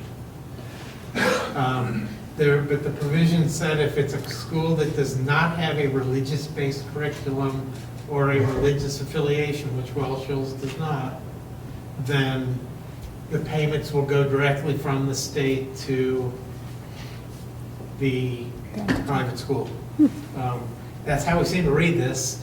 Well, that's not a bad thing. It's right? not a bad thing, but Granville Christian is a much bigger, when you look at the total funds that come to that we get through this, Granville Christian is $200 and a lot of $1,000, and Welsh Hills is about $35,000. So in the whole scheme of things, Granville Christian is a much bigger portion of it. Anything else? Less testing is a good thing. Yeah, That's just a start, hopefully. hopefully, Yeah. for sure. So that's kind of the overview of the budget. Again, of this stuff, potentially, yes, the CAUV could get eliminated. I don't really expect it to. The other good thing that did happen is the attempts on restricting how we can challenge property taxes. That has all been stripped from the bill. So that's a good thing. Yeah, for sure. Any questions about the monthly finances? No? No? All right, take the roll, please. I lost mine. There we go. Catch him. Mr. Janice. Aye. Ms. Deeds. Aye. Mr. Miller. Aye. Mr. Khan. Aye. Dr. Corman. Aye. Thank you. 13.02 is the temporary appropriation for 2018. The resolution for that is in your packet. Overall, the initial appropriation is actually about $865,000 less than the appropriation this year. That is primarily being driven by the fact that we have the $2 million capital project this year, most of which is either used or encumbered. That will not repeat. And we had some more other capital expenditures than normal that fell into last year, so those numbers get smaller. The numbers that do get bigger, our Title I allocation has increased by $50-some thousand from last year, which came as quite a surprise to us. That is actually helping us in the operating budget, because there are expenses that we've been paying out of the operating budget that we will be able to move to Title I funding, as well as Title IIA, which is for PD. We had about a $14,000 increase in our Title IIA allocation. And again, we're able to move some, last year we did not pay any sunk costs for teachers out in PD, which we had in prior years. We'll be able to do some of that again this year and shift some of that spending back to Title IIA rather than through our budget. And we also got enough of an increase in IDEA funding to cover all of the increases for our staff currently paid out of IDEA, plus allowing us to pick up probably about 5% more of our sixth person who we partially pay out of IDEA. So that, again, that's a good thing. Question? We'll be back in September with the final appropriation. This just lets us operate starting on Saturday, so that we can meet payroll and things like that. Very good. So moved. Marty? Oh, sorry about that. Oh, no, totally sorry. Do I have a second? Second. Thank you. Question? Any questions about the appropriation? No. Nope. Take the roll, please. Mr. Miller? Aye. Ms. Deeds? Mr. Cohen? Mr. Janice? Aye. Dr. Corman? Aye. Thank you. I was hoping not to have to do this again, but there is a final appropriation for fiscal year 17. So moved. It's also in your packet. So moved? Thank you. There are just two changes from the prior appropriation. One is the cost of all the trees in the land lab, by about $400 or $500 more than we had gotten from the Fish and Wildlife Service, so they sent us another $1,000. So this is to be able to, I had only appropriated up to what they gave us. So this embraces that. The other thing this reflects are the two high schools at work grants that we got for PBL. Those were not part of the original appropriation because we did not know that we were getting those. So that is in here. Actually, there is a third item, which is in Fund 008 to reflect that the money that Aspire turned over to the district through the merger of Aspire and the GEF, that we're spending that down, that we had not accounted for in earlier appropriations either. Everything else is the same. Relative to those extra trees, I was really pleased to see so many students out planting them from the intermediate school and the high school, and I got to help out a little bit myself and dig some holes and things like that, and it's going to be great to see the new section of the land lab expand. It'll be really neat for all those kids that planted the trees to come back many years from now and see how they've grown, so it's a great process. Just quickly in relation to Aspire has officially disbanded, right? Or are they No, in they name are- under, They are officially disbanded. Yeah. because all of the Awards award didn't get sittings. changed over in time or something like that. Yeah, they all and were so still we're being working given by on- Aspire, okay. We're working on changing that over. Okay. Yeah, but what they were given out of was Aspire funds that the district now has, Okay, that, so it's technically The still, it was, future, the Granville Education Foundation will manage. yes. okay, Right. all right, so it was still Yeah. technically Aspire then? Yeah. It was their okay. money. It was their money, Whether it Yeah. was them or not. right, okay. Yeah, so I Aspire just wanted has to- essentially yeah. been rolled into the Granville Education Foundation. I'm not sure exactly how we've communicated that out, but their staffing was to the point that GEF was better able to manage the projects that they do. Yeah, So, no, it was two moms yeah, running. yeah. right? Yes. So, Yeah. yeah, Yeah, without even kids at the school anymore, so. yeah, out of the goodness of their heart. Okay. Yeah. Sorry, that was not directly Yeah. related, but indirectly related. Any other questions about the final appropriation for FY17? No? Take the roll. Final. Final. Yeah, and I promise not to make another one tomorrow. All right. Mr. Miller? Aye. Ms. Deeds?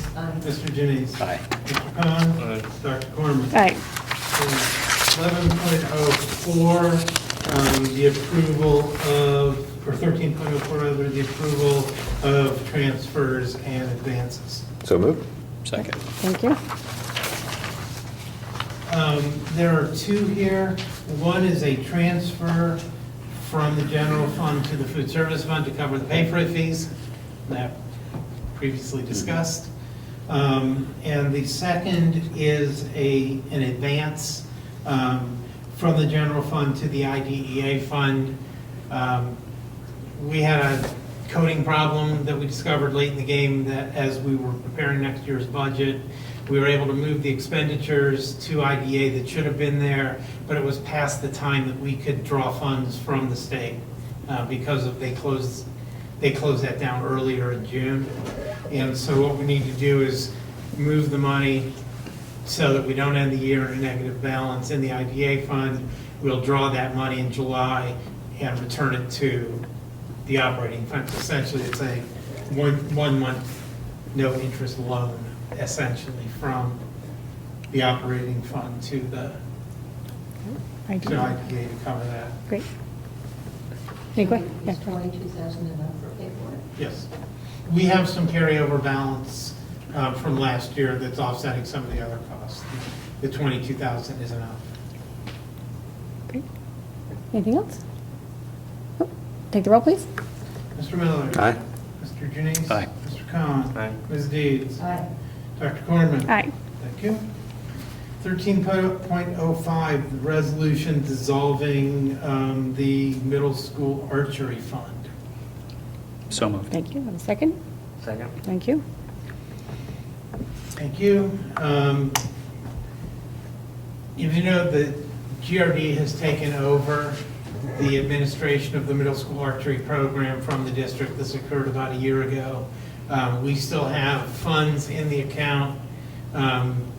It has not gone smoothly as far as getting those funds spent.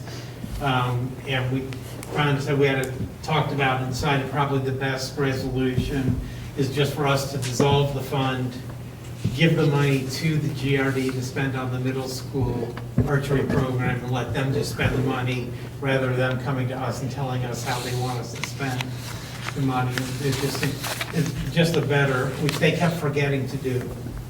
Okay. And so I think it will get the money used the way it's supposed to be used and be a smoother transition, I think, for everybody. That's great. Does the GRD also administrate the high school archers? I don't think we have a high school archery program. There are high school archers. Are there? Yes. It must be through the GRD. It's all through We the don't- GRD, yes. We don't do it. But we, at the intermediate school, do we still? Intermediate school, we do? still, Right. that is run through Yeah. the intermediate school 018 account, and Mrs. Irvin is Yeah. the advisor, instructor, coach, whatever. Great. Any other questions? No? Take the roll, please. Mr. Janice? Aye. Mr. Khan? Aye. Mr. Miller? Aye. Ms. Deeds? Aye. Dr. Corman? Aye.